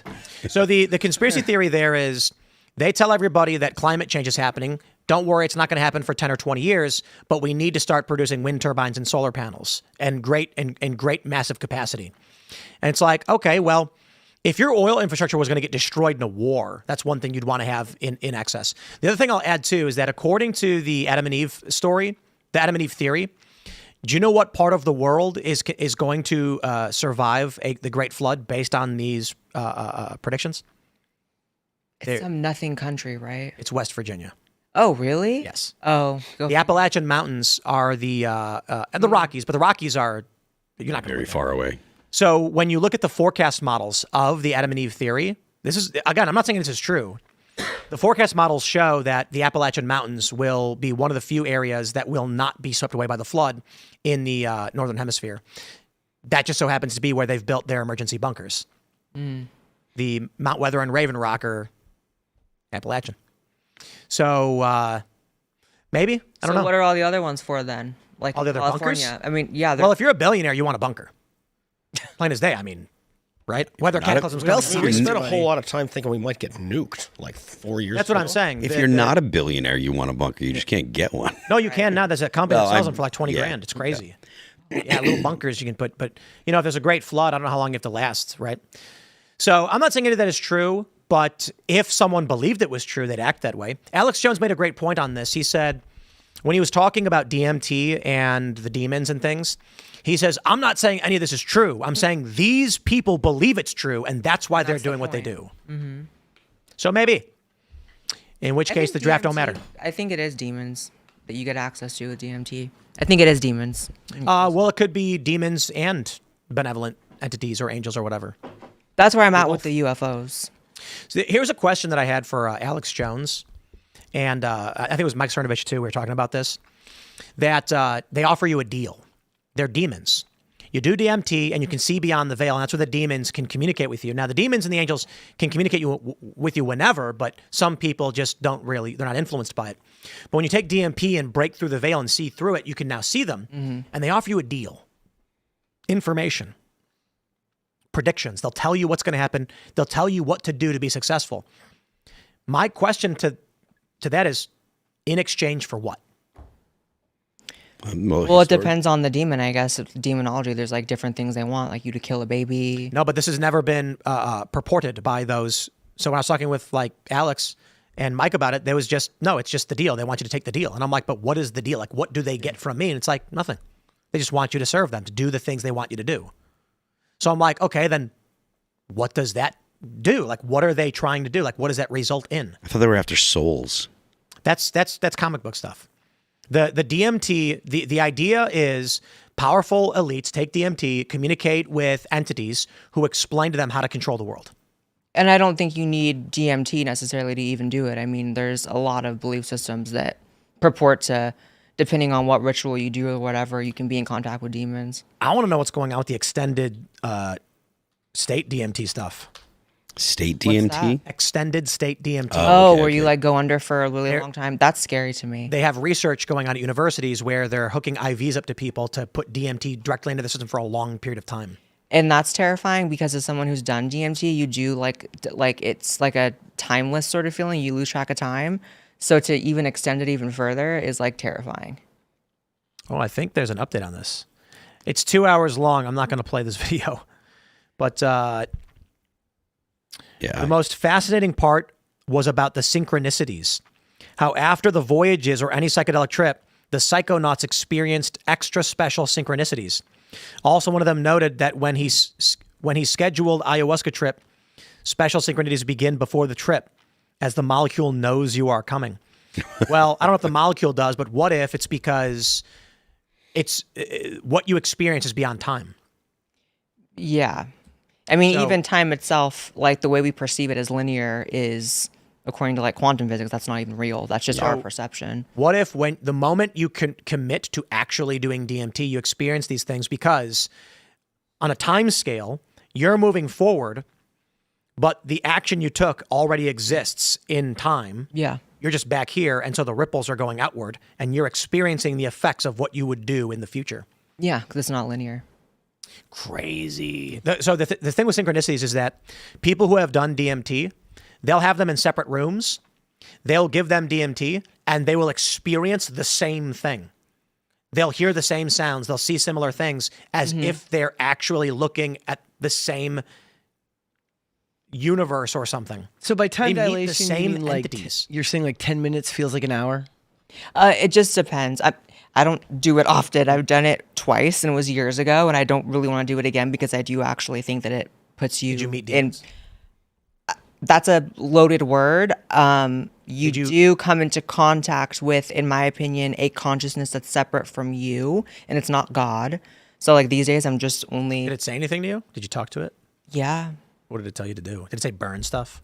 No, they were positive feeling. They just give you a different perception on your life and kind of give you more, some of it's personal, so the one not being super specific, but they just give you information about yourself that maybe you didn't feel like you had access to before. Does it help you? It helped me a lot. But I also am not trying to do it again. It's like a big experience. You don't want to do it all the time. Really? Yeah. But you think the things that were talking with you are bad?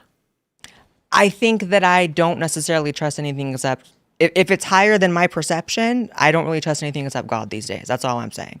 I don't want to talk to necessarily an angel or a demon because even the Bible says that half the angels are demons.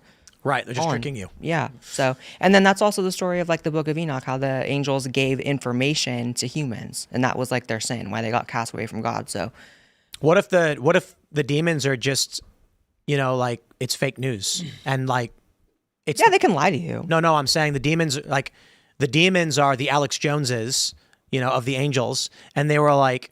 So this angel comes down and goes, "Listen, I'm not trying to tell you what to do in your life, but you got to listen to me. If you stop eating junk food and start working out, you're going to live a lot better." And you're like, "You're a demon. I'm not supposed to listen to you." Right. You got to work on your delivery. My point is, like, when I was hearing these claims that the entities will try and tell you things that will benefit you, but you can't trust them because they're demons. And I'm like, man, that's tough because that's what the corporate press says about me. Mm-hmm. Like, I will just tell you what I think and what's going on. And then the corporate press whispers in everyone's ears, don't listen to Tim Pool, he's far right. So if these entities are trying to help people, but someone's going, don't listen to them, they're demons. I'm like, that's woke. It feels like what most of it is now. Everybody's getting their information from like a fractured source, and everybody else is in their ear telling you don't trust that fractured source as a natural response to the fact that nobody cares for the guy in the suit in front of the monitor anymore. Do you think that it's nobody cares for the guy in the suit? Do you think that people are just so incredibly skeptical now? I think I feel like in a lot of ways, the way we're seeing the media fracture now with everything you guys were talking about earlier, it feels like they're trying to push everybody back to the safety of the guy in the suit. It's like, I can't know what is real anyways. When we were talking about it the other day, when we were talking about what's going on in Iran, and somebody's like, okay, 40,000 protesters were slaughtered. Well, I don't know if that actually happened. I didn't see it. I don't know what's going on. And somebody else says, well, we blew up a girls' school. I'm like, I didn't see that either. Right. Well, at least back in the day, maybe the guy in the suit was lying to me, but at least I had that sense of like my brain is turned off and I'm just going to take him at his word. Now you really do have to own your own choices with who you watch. We're going back to that world. Yeah. And this is, again, to the point that I was saying about like Joe Kent, Tulsi, Trump and all that.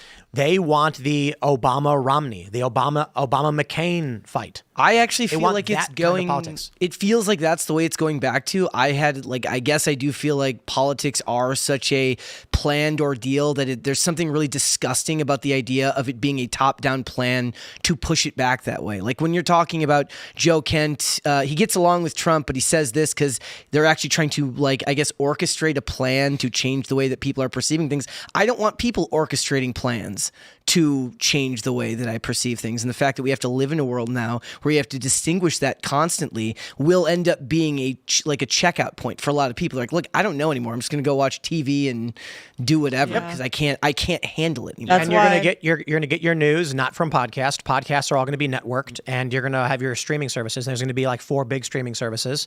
And I am telling you all now that this is not a theory. This is a fact. The plan moving forward is that there will be like 4 or 5 big streaming services where everything exists. YouTube will be considered one of these, and it's going to be increasingly difficult to have a channel. I will just tell you, a couple simple things. It is more difficult than ever to create a YouTube channel. It is more difficult than ever to get monetized on YouTube. The mechanism for promotion has been completely shuttered. It's almost non-existent for new channels. They pick and choose the winners. I have a new channel that YouTube gave me, at Tim Pool, because it was a dead channel. I put content on there almost identical to this. I dealt with 10, 15 copyright strikes already. And I have to then send it to Google and be like, guys, what is this? And I asked Google this last week, why is it that Timcast IRL never gets a copyright claim? My new channel, every other video is getting copyright claimed. I'm doing commentary. Yeah. And they were like, the guy sends me a very generic response of, when a video infringes on someone's copyright, they can file a claim. And so is this like the type of thing, are you playing content or is it something showing up on screen from a website? Like playing a Twitter video, playing a YouTube video and commenting on it. Wait, we do on this show all the time. From like a mainstream source? Yes. Or just like, oh wow. And then I'll get a copyright claim, dispute it. They'll dispute the dispute. I'll threaten to sue. I'll fill out all the forms. And then they'll threaten to give me a strike and go to YouTube. And then I have to have my lawyer send a letter being like, are you nuts? And I asked YouTube, why is this new channel being beaten down like this with these fake copyright claims? This happens all the time for the smaller channels in the pop culture space. The point is they don't want independent personalities to be able to rise up. Yeah. The future is going to be, though, like we climbed up the ladder and the ladder was pulled up behind us. We can't review movie trailers at all, ever. because they will get instantly copyright That's claimed. crazy. And depending on We just played a movie trailer yesterday. Nothing happened. depending on, I mean, depends on the company. Some are more litigious than others. Warner Brothers is really litigious, and you'll get a strike, not just a claim. The point of it to keep you from talking about it, because they're going to take the base assumption that if you're covering it on YouTube, there's the ones who work with the channel specifically because they have access to the companies, but everybody else, they're going to assume that you're hostile. Yeah, you're seeing the latter.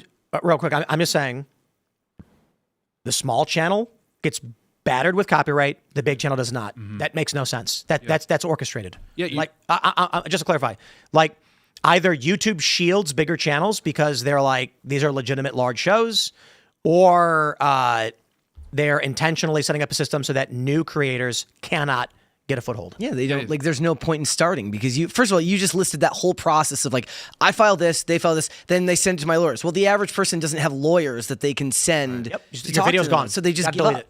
Like for us, we have to move on and just talk about things that don't involve that, or at least we're going to be like, okay, well, we're going to, maybe we'll watch it afterwards, but we can't watch it, but here's what happened in it. And of course that makes the content less engaging by definition, making it impossible to get a foothold in. You're seeing the ladder getting pulled up like right now because like YouTube, again, the successful creators, it's locked in now. And then it's funny, you'll see tweets like go viral all the time where people are like, it's harder and harder to find a good video to watch while I'm eating on YouTube. That was like the thing, you watch like a video while you're eating and it's getting impossible. The content is getting worse. The actual quality of content on YouTube is getting worse. And now you're seeing the market react. So I thought this was like really fascinating. I was in the UK recently and this isn't an advertisement because I think this is a bad thing, quite frankly. But Sky, that's like the biggest like provider in the UK, has a new bundle. Like no one's ever done this. And it's like Netflix, Hulu, HBO Max, all in the same bundle. And it was like a pretty cheap price. Again, not an advertisement. This is a bad thing. And so it's like, that's kind of where things are moving, to Tim's point. Everything is consolidating and people are tapping out. They're just moving to streaming services. A lot of them are like abandoning YouTube because again, like it's so hard to find good content on YouTube now when it used to be everywhere. And then what happened in the UK, that's going to happen here soon. I bet AT&T or someone's going to throw out, because Sky, everyone there is Sky. Same thing's going to happen here in the US. You're starting to see bundles now, but like that's going to become a very mainstream thing, and it's just going to further like close out YouTube. You've already been going on here for a while. You buy if you go to your Amazon like Prime video selector thing, there's stuff from Paramount, there's stuff from HBO Max. It was just bizarre to see it on billboards like, hey, just buy our phone package and we're going to include all these streaming services, like all like it's just obvious the direction things are heading. And to Tim's point, like not just small channels are getting locked out, but there's just so much slop on there to sift through to find anything good anyway. Say about just Netflix, like, what's the point? It's like it takes you more time to find something to watch. But at least I gave up on Netflix. YouTube is like that now. Yeah, and it's like at least on the streaming services, like you can get recommended and like you can at least find something. Algorithmically, it pushes your depending on how much your content you're watching, you can have a pretty refined. It's just interesting. Like I was looking on YouTube recently and I was looking at my YouTube history and it's so sparse. Like I'm barely watching any YouTube videos anymore. Like I'm actually turning to print again. Yeah. Like that's the goal, brother. Yeah. Well, I'm just saying, like, I think a lot of people that are maybe like inquisitive are just turning to print. I think potentially, like, we could see resurgence to print. Let's jump to the most important story of the day from the New York Times. These chimps began the bloodiest war on record. No one knows why. Well, New York Times, you're journalists. Have you considered asking them? Do your jobs. A long-running conflict in a Ugandan park may provide clues to the origins of human warfare and how to avoid it. Really. Blah, blah, blah, chimp empire. They say it's led to profound insights. Now scientists are finding darker parallels. On Thursday, a group of researchers reported that Ugandan chimps are locked in a primate version of a civil war. Two factions split about a decade ago and have been engaged in a highly lethal conflict ever since. Scientists have never seen such widespread, long-running bloodshed among chimpanzees. Further studies may shed light on the roots of warfare in our own species. Well, it may be that these chimps are chimping out. Which one is Iron Man and which one is Captain America? Yeah. Did they like further studies? Although Trump administration. Wait, where? Go down a little bit. There it is. Although the Trump administration proposed budget. Oh, okay. Has cast doubt on whether the research will continue. I thought they were trying to equate like the Me Trump too, administration for a like a military budget or No, something. I like the idea that Trump was like, we can't comment on that. Yo, this is from today. Lethal conflict after group fission in wild chimpanzees. It's a science.org, release. They say territorial conflicts in animals can inform aspects of human warfare, but civil war. So apparently, what was this? The chimps are fighting. Okay, hold on. can we arm one of the factions? Yeah, Well, I they're- think we should like I think we should back one of them. Well, Yes. I just Let's saw. get involved give in that them war baseball too. bats. Yeah, it's a geopolitical I saw- play Chimp here. Right. War One. I saw a post today that's just a couple hours ago that said the Chimp Group Center appears to be on the verge of routing. They've retreated from the primate lodge, and their alpha male Morton appears to be heavily wounded or perhaps KIA. So it looks like It was the for war- real? Was Morton still Yeah, the strike? legitimately. So we're doing regime change here too. well, we're not. I think it's worthwhile. I think it's worth Bro, pursuing. I say they have oil? I say why not give one of the groups of chimps baseball bats? Just to see what happens. That's all. Well, it's funny because like the lab coats get so excited every time like a chimp uses like a rock to break something, and they're like they're figuring out tools, and then like 3 weeks later they just stop using it. It happens all I the think we time. must consider the prime directive. However, we can't interfere with the natural development of a lesser species Yeah. So unless or this is until Planet they of the discover Apes. locomotion. Once the chimps figure out how to drive cars, we'll have no choice but to engage with them because sooner or later they'll be driving through our streets and cities, and that's when we'll introduce and begin communication. Well, did you enjoy the 7,000 bananas, Tim? Because I mean, quite frankly, you took it. that's all they get paid. No, this is really Chimps, they don't eat bananas. What do they eat? Ants. Is that like a product of like Aren't they cartoons? carnivores? I think they're carnivores. Yeah, like omnivores. do bananas grow in the same region as chimps? Maybe I'm wrong. The Congo? I think there's bananas grow there. I'm pretty sure. But they eat like weird because you see like what actual bananas. No, bro, look like, bananas it's are in nasty like looking. Nicaragua. They probably do. I'm sure they right? do, right? Yeah, chimps are- Yes. Chimpanzees Banana-like are omnivores. plants. Right. Chimpanzees overlap in some regions. This is why I love GMOs because when you see non-GMO like edited bananas, they look disgusting. Like I would never eat that. Chimpanzees- I love the slop. Chimpanzees consume both Oh, okay, bananas plant-based are foods and animal matter. Their diet is primarily fruits, consisting mostly of seeds, nuts, leaves, fruits, and flowers. They actively hunt and eat meat, including insects, birds, eggs, and small to medium-sized mammals like monkeys and bushbacks. So bananas were introduced through trade and are not native to Africa, but now they are heavily cultivated, and so chimps in Africa do in fact eat bananas. Yeah. Shout out to chimps. It's a beautiful. I'm gonna tell you a story, guys. Never, when you fly, never bring animals on your in the cargo. Animals must always fly with you in the plane. Yeah, I would never put my dogs on the cargo. I'm gonna tell you a couple stories, and it's related to this. So the first story is that there were test monkeys being transported through O'Hare, and one of the airline employees saw the monkeys in these little crates, and they have steel, like they had like metal grates, and it was a wood box, and everyone was laughing. And then one guy took a banana from the cafeteria, cracked it, grabbed a bunch of banana, and smushed it into the monkey cage for them, and the monkey started eating them. And I'm like, bro, that's messed up. Like, don't feed the monkeys. You have no idea what they're for, what they're doing. You can get sick. But the other crazy story is that they used to let dogs run around. So when you have your dog going to the cargo hold and you drop it off, they would bring it in the break room and open the thing and let the dog run around. Grief. And one day, Crazy. the doors in the break room, the main break room for American Eagle, they don't latch shut. They're just heavy. So when you pull them open, there's no there's no bar, there's no knob or anything. So apparently what happened was they opened the crate, let the dog run around the break room. They thought it was funny, and the dog was freaking out. So a guy, the break room has two doors. It goes across the whole like terminal, or like the B gates or whatever. So a guy walked up, or I think this is H, and he grabbed the door to open it to walk in, and the dog bolted out and got out and ran off. And that was it. Dog was gone. Aww. So the people who own the dog are like, what happened to my dog? And the employees all lie because they don't want to get in trouble. And if someone just told the truth, that family might have got their dog back. But apparently the dog ran off and was never seen again. That's sad. Horrible. That's horrible. Yeah. So do not check your dogs because strangers will be doing things to them. Yep. Yeah. And also, they put it on the tarmac with the engines roaring, like before they load it in. Yep. It's bad for their ears and stuff, And dude, it's wild to put a dog in a cargo hold. Yeah, Awful. I can't even. Mine are always in Nightmarish. under the seat next to me, or in If front. you got a big dog, I know it's rough, but there's Drive. apparently one You guy gotta who brings a drive. horse on the plane. Not a joke. What? Yeah. The famous story, a guy would bring a mini horse on the plane with him. Service animal. Yep. Yeah. I was on a flight recently. Where were we flying back from? Was it Texas, I think? And the woman next to me had a little dog. And she puts the bag down and unzips it so the dog can pop his head out. And the flight attendant was like, zip it back up. Dog's got to be locked in the bag. And she was like, he'll freak out. And she's like, company policy, do it or else. No, yeah, I've had nightmares with my dogs freaking out because they do not let the head pop out. They don't let you comfort them, anything. It's kind of like messed up.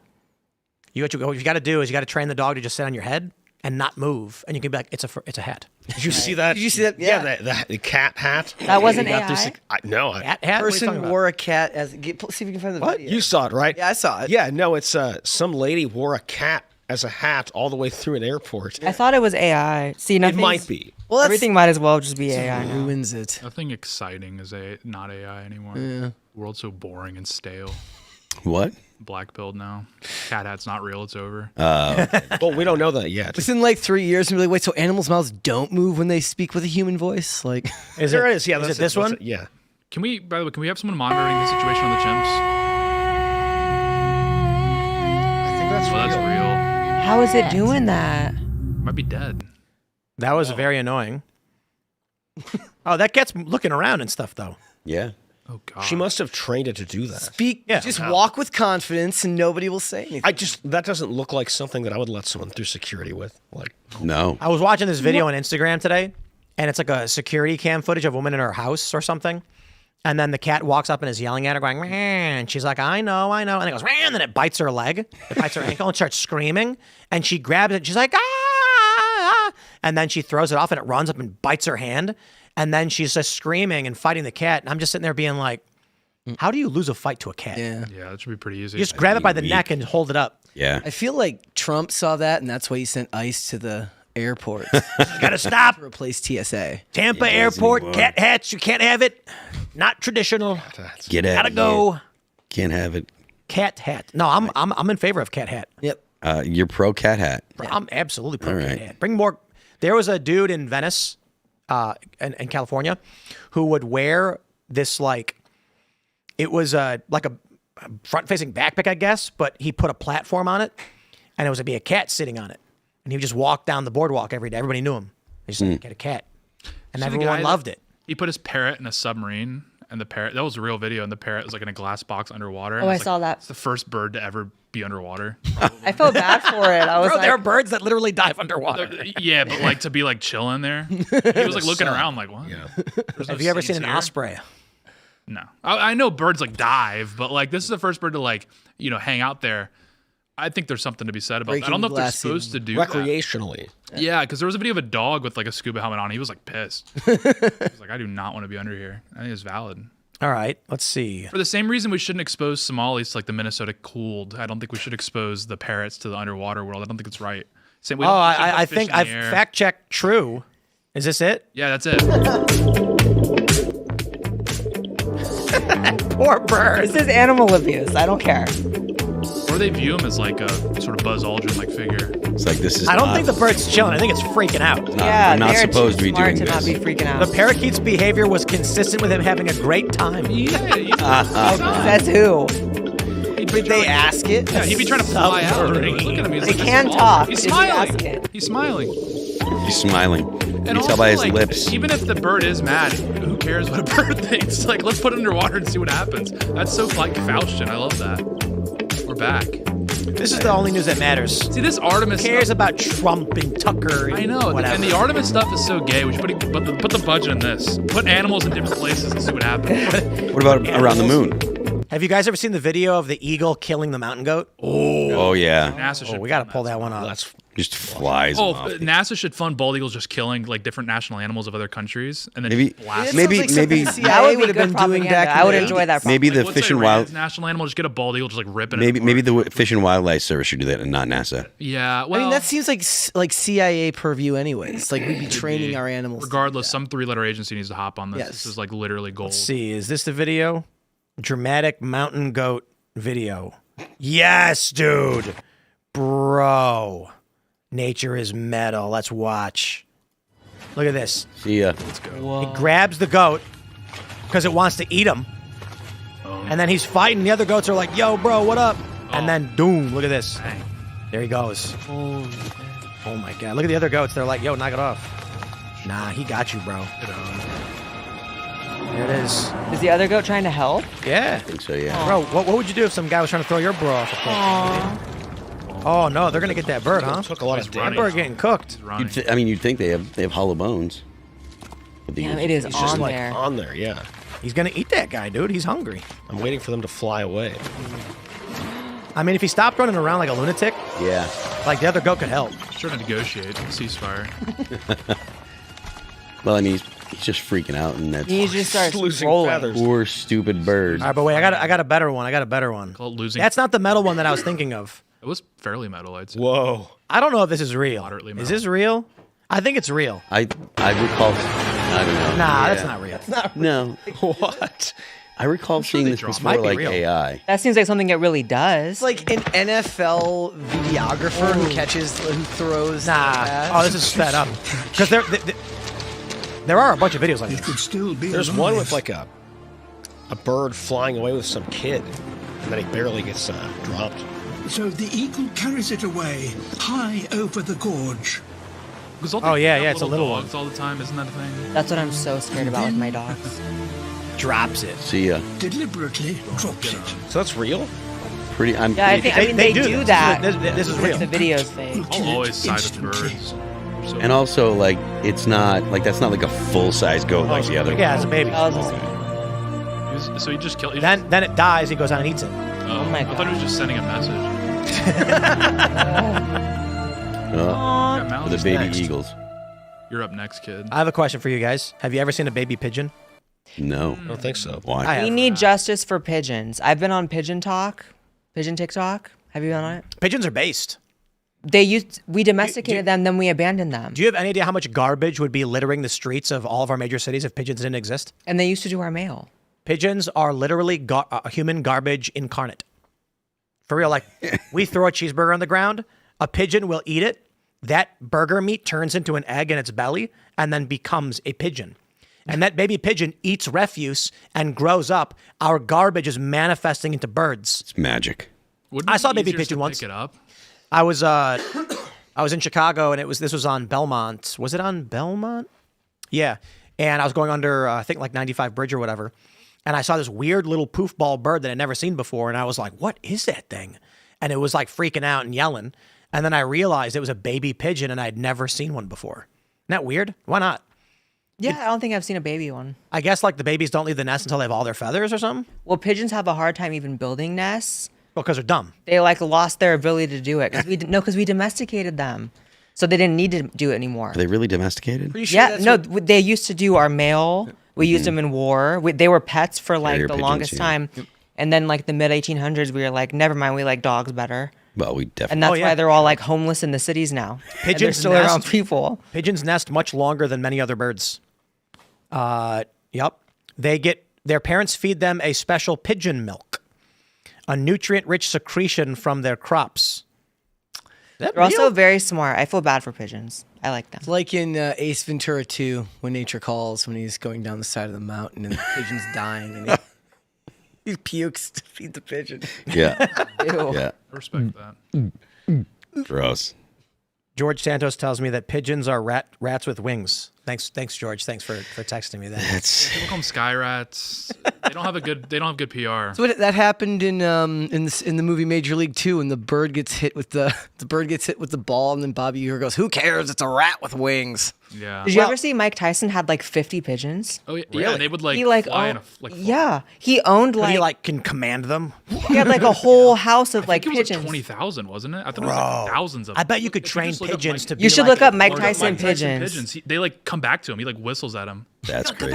I mean, you're gonna do whatever Mike Tyson tells you to do. Yeah, that's true. You don't wanna get If something bad happening. You just punch one of them and they'll get in line.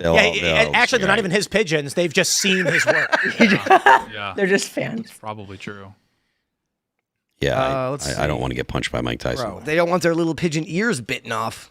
But they do make why they good don't have pets. They have I'm you. very pro Do they pigeon. really? You're pro pigeon. Huh? I'm so pro pigeon respect because they were our pet. They were like dogs before. Let's see if the horses just got abandoned. It's really sad. I know. Oh yeah, this is awesome. See? The renowned world pigeon champion Kevin McKinley. He had the best birds in the world, and I'm coming to see him. Good to see you, bud. Good to see you, bud. Let's see the magic. But he's the cock, huh? He's the cock, mate. Feel him. He's very late. He's old, mate. Yeah, he's like. He's old. That was the highest quality in the whole of the All England. No other pigeons had better quality. You just see, she even looks important. These aren't Mike's pigeons. No, there's a video of him with like a flock of them. Mike, you're going to do me a favor. You're going Jake to flag Paul these gifts when I Mike let them Tyson a out. pigeon. Captain Sammy. Also, there's pink Now, see when they pigeons. come to the left wing here, There's we'll go pink in pigeons. to take the left wing. We'll go in to take the left wing. Wow, now we're face. Now we're face. Jesus Christ, Mike. Here you go. Jake Paul gives Mike Tyson a pigeon. Jesus. Oh yeah, this was I told you guys. Everyone wants an update on my new pigeon that Mike Tyson denied. Yes, I got you a gift. I'll feed him to my falcon. Richard here is doing absolutely amazing. He's thriving. He's having the best time. Why is he naked? I can't believe Mike Tyson let you go. Come here, buddy. Yeah. He likes playing this game. He runs away, and then I go get him again. He's like, oh my god, he popped the fucking wheelie. You really love that bird, huh? Why is he naked? This is meant to Why be. is he naked with shoes on? Buddy. All right. You want to go explore? That sucks. Everyone wants. All right, that was fun. Hey, we're going to go to your Rumble rants and Super Chats, so smash the like button. Share the show with everyone you've ever met in your life. The uncensored portion of the show will be at rumble.com/Timcast IRL. But let's grab your comments while we're here. Don't forget, my friends, you got to go to castbrew.com, buy Cast Brew coffee. It's delicious. Now, these Cast Brew Vault Blacks are amazing. These little bottles. It's cold brew concentrate. Take one of these things, crack into a glass, mix in some fresh spring water. We wanted to make a cold brew in cans and ship them out. Prohibitively expensive. Yeah. Unless you're ordering like 1 million of them, it would cost like $5 per can. And we are like, that's nuts. And we're not making any money off that. But by doing a Cast Brew cold brew concentrate, we can actually ship much more easily concentrated coffee at way cheaper cost. The only time I've ever seen like the shooters of that, like that's what I drink. I drink cold brew concentrate, but it's usually like a small jug that you use throughout the week or whatever. Well, not only that, maybe you don't want to sit there and drink a full cup of coffee, so you crack a shooter and slam it. Have somebody do like a ship in a bottle with one of the Vault Blacks. Okay, that'd be cool. Yeah, so it's funny because like it's $5 out the door for one single. And a 6-pack is $28.99. That's us reducing the shipping weight to get it down and to be able to actually, we don't make a great margin off these things. But you buy a shooter, you crack it, little coffee shot. It's a cup of coffee in a little bottle. Hey, check it out. Let's also don't forget we got the pool water in the aluminum cans available now. All right, we got Wesley Bruh. So just want to throw back to last week's conversation about rock music being the most popular. Parkway Drive played at the Sydney Opera House last year. Yeah, my conspiracy theory is that the political elites and the cronies intentionally killed rock music because they want to destroy like the American traditional culture. It was too empowering for white people. Yeah, I would just say like the American spirit. You know, it was American traditionalism, which indeed is largely white. Yeah. But there are a lot of like Hendrix, like there are a lot of non-white rock superstars. Prince. I mean. I would say the Masters attacks is definitely strictly anti-white. That's crazy. Have you seen like the barstoolification going on at the Masters right now? Yeah, barstoolification. It's becoming like bro golf or something. That is more vehemently anti-white than anything like the DEI agenda. Why? Because you have like Brits being like, oh, I dare say, is that Dave Portnoy? And he's like, yo, I'm going to review your swing with one go. Yeah, literally. You guys know the they rules. like trot out like Travis Kelce's just like a fat slob, and they're like, this white man, this is how you should be. You should be like him. And it's just like, oh, you mean Happy Gilmore was anti-white? well, that's satire. Happy That's Gilmore what it too should was be, not. but was not good. they're just ruining the There's nothing. All right. They won't let anything great. Because they won't Let's, come for horse racing. They'll let's leave grab- horse racing alone. Let's grab some more. We got Rick Essay says, why is Alex Jones always in his car now? Man's got places to be. What do you mean? True, he's on the move. He's busy. Yeah, he's got. There have been like videos made about like why so many people make videos in their car, and it's beyond just it being like a place that's sound controlled and stuff like that. Like there are people like, you know, the idea that creatives, they become like more creative at night. There's now like a generation of influencers who don't feel the need to create until they close the car door. Well, you get angry, so like low ceilings raise your cortisol. That's why when people are wearing hats, they get angrier, and so like that's why people in cars get angry. They have road rages because it's a low ceiling. Higher ceilings allows you to be lofty. This is why the ancients had the high ceilings. It allows you to be loftier and expand your mind. Domes. Yeah, so people recording videos in their cars are usually pretty angry or upset. Yeah. And so that could be Alex Jones trying to tap into that, get mad again. It's a thing. Joseph Langone says, about to go play cards at the vending machine down the street in Charlestown. Wish me luck, y'all. Last time I got to hand only to be beaten at the last second. Quad jacks with an ace versus quad aces with a king. Love listening to the show. So that would imply your pocket jacks versus ace king. And it ran out in the nastiest of boards. That's crazy. That we call a bad beat. And if you played anywhere else, you'd have won a lot of money. But Charlestown got rid of their bad beat because they lost too many times. So, guys, understand what it means to be responsible in your gambling, okay? Charlestown Casino had a bad beat promotion. The way this works is, if you get a really good poker hand in Texas Hold'em and someone else gets a really good poker hand and they're both above a certain threshold, the bad beat triggers where I think they did a $10,000 one where the loser gets $5,000, the winner gets $3,000, and everyone at the table shares in $2,000. So what happened was, the way the promo works at most places, if you have so it's called quads, 4 of a kind, 7s, and you lose, meaning someone has better, like a straight flush or royal flush or quad 8s or better, that triggers the bad beat. Very, very rarely do you ever see a straight flush beat quads. Like, it's hard enough to get those hands. So the thing is, the way Charlestown did it is that I think it was every month. Every month, if no one got the bad beat, they would reduce the threshold, making it easier to get. And that was a really great idea. The idea is that by offering this great promotion, more people want to come and play in your card room. The only problem is it triggered 3 times in 1 month. So, being responsible gamblers, the casino said, we're not going to do this anymore. We've lost too many times. If you go to a casino and you lose 3 times, you just stop. The casino lost 3 times and they stopped. See, be responsible like them. All right. Skyline says, Tim just found out scheme to do federal policing at local level by increasing crime via Soros-funded prosecutors. I've been saying it since Obama and Michael Brown times. Skyline just found out about how we've been talking about that for years since the George Floyd riots on this show 6 years after the fact. Shreddy says, the problem is not Trump. It's the era of government officials with more power than they should have. And Trump only shined the flashlight on them. And the flashlight has 2 years left and it's lights out. No, it doesn't. The flashlight's got 7 months, 8 months. Technically 8 months because January 3rd, 27 is when the new Congress will come in. And then they're immediately going to lock Trump up. Like, not literally, but he'll be impeached. And if they somehow, I don't think it's possible for them to muster up a supermajority. Functionally, it could happen, but practically it's just impossible. But they will impeach Trump. He's going to get impeached. It's going to happen. They may try and do a 25th Amendment thing, but that won't happen. Fire Up Arm Cannon says, Tim, pole shift will not change Earth's axis of rotation. These are controlled by 2 completely different geologic processes. Worst case scenario, it brings the electrical comms grid down, no more. Indeed. Which is why I've explained the official mainstream science that the poles shift every 500,000 years or so, a little bit more. I think it's like 650,000. And we are overdue. We're beyond the average point. The Adam and Eve conspiracy theorists believe every 6,500 years, the Earth will shift. Their explanation for this is that woolly mammoths were flash frozen with plant matter, undigested and in their bellies.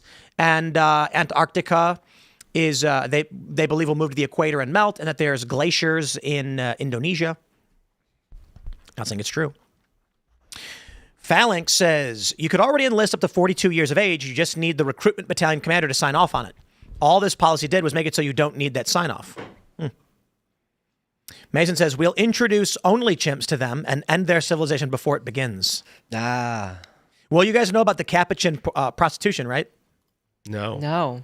They did an experiment where they took Capuchin monkeys and they gave them grapes, and the females started trading sex for the grapes. Oh, wow. Oh, yeah. And the males were like, yes. I will give the oldest profession.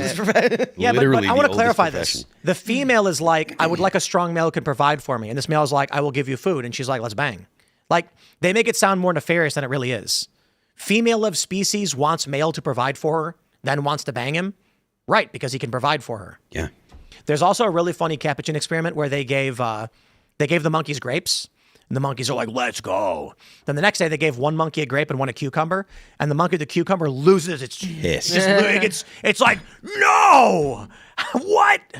I'd be pissed too. Cucumber? Did he give me a cucumber? I'm throwing it in the garbage. Eventually, the female monkeys will learn that they could just post pictures of themselves online, and a ton of male monkeys will then We'll email grapes give to them. grapes to them. All right. IDGAF says, Phil, the other night you said the Terminator isn't political. Terminator 2 is heavily themed off, was it say Kafka's Metamorphosis? Is it Kafka's? Kafka, yeah. It says Kafka, though. A critique of existentialism and futility of man in modern society. Did I say the Terminator wasn't political? I don't remember. I don't remember that. I don't recall saying that Maybe either. you did. I would love to talk about how Terminator 1 is still better than Terminator 2, though. It was right after you were talking about how you owed me that $100. Let's not remember. You're right. Yeah. Okay. You're right. That proves it. I don't know what his deal is. I'm still waiting on the grand. Yeah, Phil, you're being very forgetful these days. I am. It's because I'm old. That's right. My birthday's next week. I'm going to be older. So. Oh, we're Usually 70? happens with the birthdays. Yeah. So annoying. All right. Marussia. Tim, please read The Great Taking and Hijacking Bitcoin. Securities are being turned into IOUs like our money. Epstein tried controlling Tether and the core BTC developers. That puts Rumble at risk. Interesting. There was that rumor that Iran wanted to do a toll on the Strait of Hormuz and charge $1 million. crypto. If that, Trump says it's not true, but if that happened, every crypto jumps 1,000%. Could you imagine if they were like, if you want your oil, you got to buy Bitcoin? That would be insane. Jeez, dude. I do think Bitcoin will one day be at $1 million based on the decimal point breakdown, meaning that one Satoshi will be equivalent to will be like 1 cent. One Satoshi is the smallest breakdown possible. So one Bitcoin can have 8 decimal point fractions. So the smallest increment of a Bitcoin is called a Satoshi. And that would be the equivalent of 1 cent, meaning what Bitcoin itself will be $1 million. All right. That one gamer says, nice to know they finally acknowledge it's a war. Ridiculous how we started with regime change, but brokered a deal to keep them in power. This admin deserves to fail, nothing short of quagmire. Yeah, they killed like 40, 50 people. Like the entire Iranian government's dead. And the Ayatollah's son is comatose with a missing leg. They took out the whole Navy. They took out their Air Force. I mean, you can say that the U.S. didn't achieve the regime change, and that's fair. But like to say that like Iran is walking away this powerful winner, like Iran's ability to make war has been significantly degraded. Violet Death Ray says, this is the president I voted for. Marjorie Trader Brown and calling Candace Owens less attractive than Brigitte Macron is comedy gold. That's true. Trader Brown. Trader Brown. She didn't earn green. Is that what he said? That's what he said. Apparently. What's the implication? Well, he's saying like everything she touches just turns brown. Like green represents like life with grass and trees. And I think he's making another reference. All right. Amtrue says the U.S. would be destroyed if Kamala Kane got into the White House. All you effing idiots. God bless all the haters. Hell is real. Have fun. LOL. Peace. Yeah. I legitimately think that even now, today, it is a way better situation that Trump got elected than had Kamala gotten elected. Oh, yeah. Yeah, no one's trying to reverse their vote. I mean, J-Mo says, why don't you guys go support the libertarians then? 1 year in and you're crying like children because he hasn't gotten done what's going to take 4 years. Who, us? Denounce your support and stop flip-flopping like a fish out of water. I assume you're talking about Candace and Tucker. Who's crying? Yeah, also like I don't think you're talking about us on this show where I've defended Trump and we went into great detail about how Trump may have a plan. And supporting the libertarians is like supporting like Grover for president too. I did a big segment this morning. There is a coordinated op campaign targeting people based on, and it may be from Trump, I don't know. But the way it works, I'll keep it simple for you guys. They will scrape the internet for stories and to get a general sense of someone's political leanings or opinion. They will then go to botnets or marketing companies and say, target people that feel this way about thing. So if you were to search for like Tim Pool recently, Daily Beast has continually wrote stories saying that I'm attacking Trump, which I never did once. It's just fake news. So if you work for a PR company and you don't know who I am or what I think, you're going to start having your people spam Tim Pool hates Trump. And then people are going to respond with, what? Tim's been defending Trump the whole time. This makes no sense. Right, because the bot campaigns or the coordinated campaigns with people don't know who I am or what I've said. It's all fake. We've actually talked about this quite a bit over the past 10 years. I've been on a bunch of videos about this where people will say like that joke. If you say you like pancakes, someone will say you might like, why do you hate waffles? So there are a ton of instances of this where a company will scrape social media, identify prominent personalities. They will say, this person does not like Coca-Cola. They like Pepsi. However, that post might actually have been sarcasm. The person will post something like, oh, yeah, sure, I'd love to drink Pepsi because Coke is disgusting. And they're actually being sarcastic. But the botnet campaigns don't know what sarcasm is. So all of a sudden, you'll make a post where you're like, looking forward to picking up a bunch of Pepsi today. And all the comments will be, you people who hate Pepsi are disgusting. And you're like, wait, what just happened? Like, why are they responding as though I said the opposite? I mean, the people that hate Pepsi are disgusting, so. Pepsi's better than Coke. Pepsi's Coke's far better disgusting. than Coke. Thank you. I despise Coke. Thank you. Yeah, Pepsi's delicious. But to be fair, there is one that's better than all of them. RC Cola? That's correct. That is the correct answer. Royal Dr. Crown. Pepper is actually the correct answer. Oh, what? That's not cola. Royal Crown Cola is the best cola. I don't know if people are drinking Pepsi. Pepsi's okay. Coke is nasty. Mike in the chat for PCC is just livid right now because he is just an ardent Coke defender. He knows it's wrong. He should feel horrible about it, but that's okay, bro. You can always go, and I don't even drink soda anymore, but I still defend Pepsi. When people are like, you know, you're at a restaurant, you're like, I'll have a Pepsi, and they go, we have Coke. Is that okay? No, it's not. I won't do it. That's really not okay. Absolutely not. What am I, a communist? Pepsi has got like a sweeter, lighter, you know, it's brighter. And Coke is, I would describe Coke as blunt, and I'm not a fan. Not a fan. I don't like it. When I was on the plane flying back from Austin, the flight attendant asked me if I wanted anything, and I went, I'll have a Coke. Like, I haven't had a Coca-Cola in like 3 or 4 years, you know? I hated it. It's for fat people. What did Trump say? I've never seen a thin person drinking a Diet Coke. Comedy gold. Anyway, I don't drink Pepsi either, but I did just have an RC Cola. I went to Boxcar Burgers in Brunswick. Some of the best cheeseburgers you'll ever have. I got the cheese fries, bro. Big old spattering of fries with cheese all over them. And so good. And I got a burger. So good. And then I got me an RC Cola. And they will have my business forever because they sell RC Cola. We're right over by there, and it's just it's a little on the expensive side for the portions, in my personal opinion. Is it? Yeah. How much was the burger? It was like $10. I mean, it was more like, it's okay because it's like local. You're shopping local. Yeah. It's beneficial to the local. And you're treating yourself to an RC. Exactly. When you go to a restaurant, they got RC Cola. You're gonna be, the you gotta be prepared to spend some money. The shopping local thing is getting out of control though. Because it's like I feel like I'm doing charities sometimes. It's like they're charging like $30 for a meal. I'm like, McDonald's could have knocked us out for $8. It's like right there. Oh yeah, but I mean, do you want to eat cardboard? I don't want to spend $30. The CEO doesn't even want to eat their food. Oh, I know. Look, I'm not It's not necessarily. I'm food. not necessarily running cover for McDonald's. Did you see the making videos? the point that the local. I'm like literally like I should get a tax write-off. Yeah. Dude, McDonald's. I'm sorry, it's disgusting. It's not food. It's disgusting. I don't get it. I've never liked it. It's literally disgusting. Wendy's, on the other hand, Wendy's is the best. it's the best. This is great. But it used to be better back in the day when Dave Thomas was still around. Burger, you know, I don't mind Burger King, but you got to stay away from their chicken. Really? Well, it's not in the name. I don't even know what it's more like. Yeah, I don't go. Didn't they anywhere near find that stuff. human in McDonald's meat? I don't know that that's true. Is that that must not be true? No. I mean, it works. That is you're gonna get a cease and desist from their lawyer kind of statement.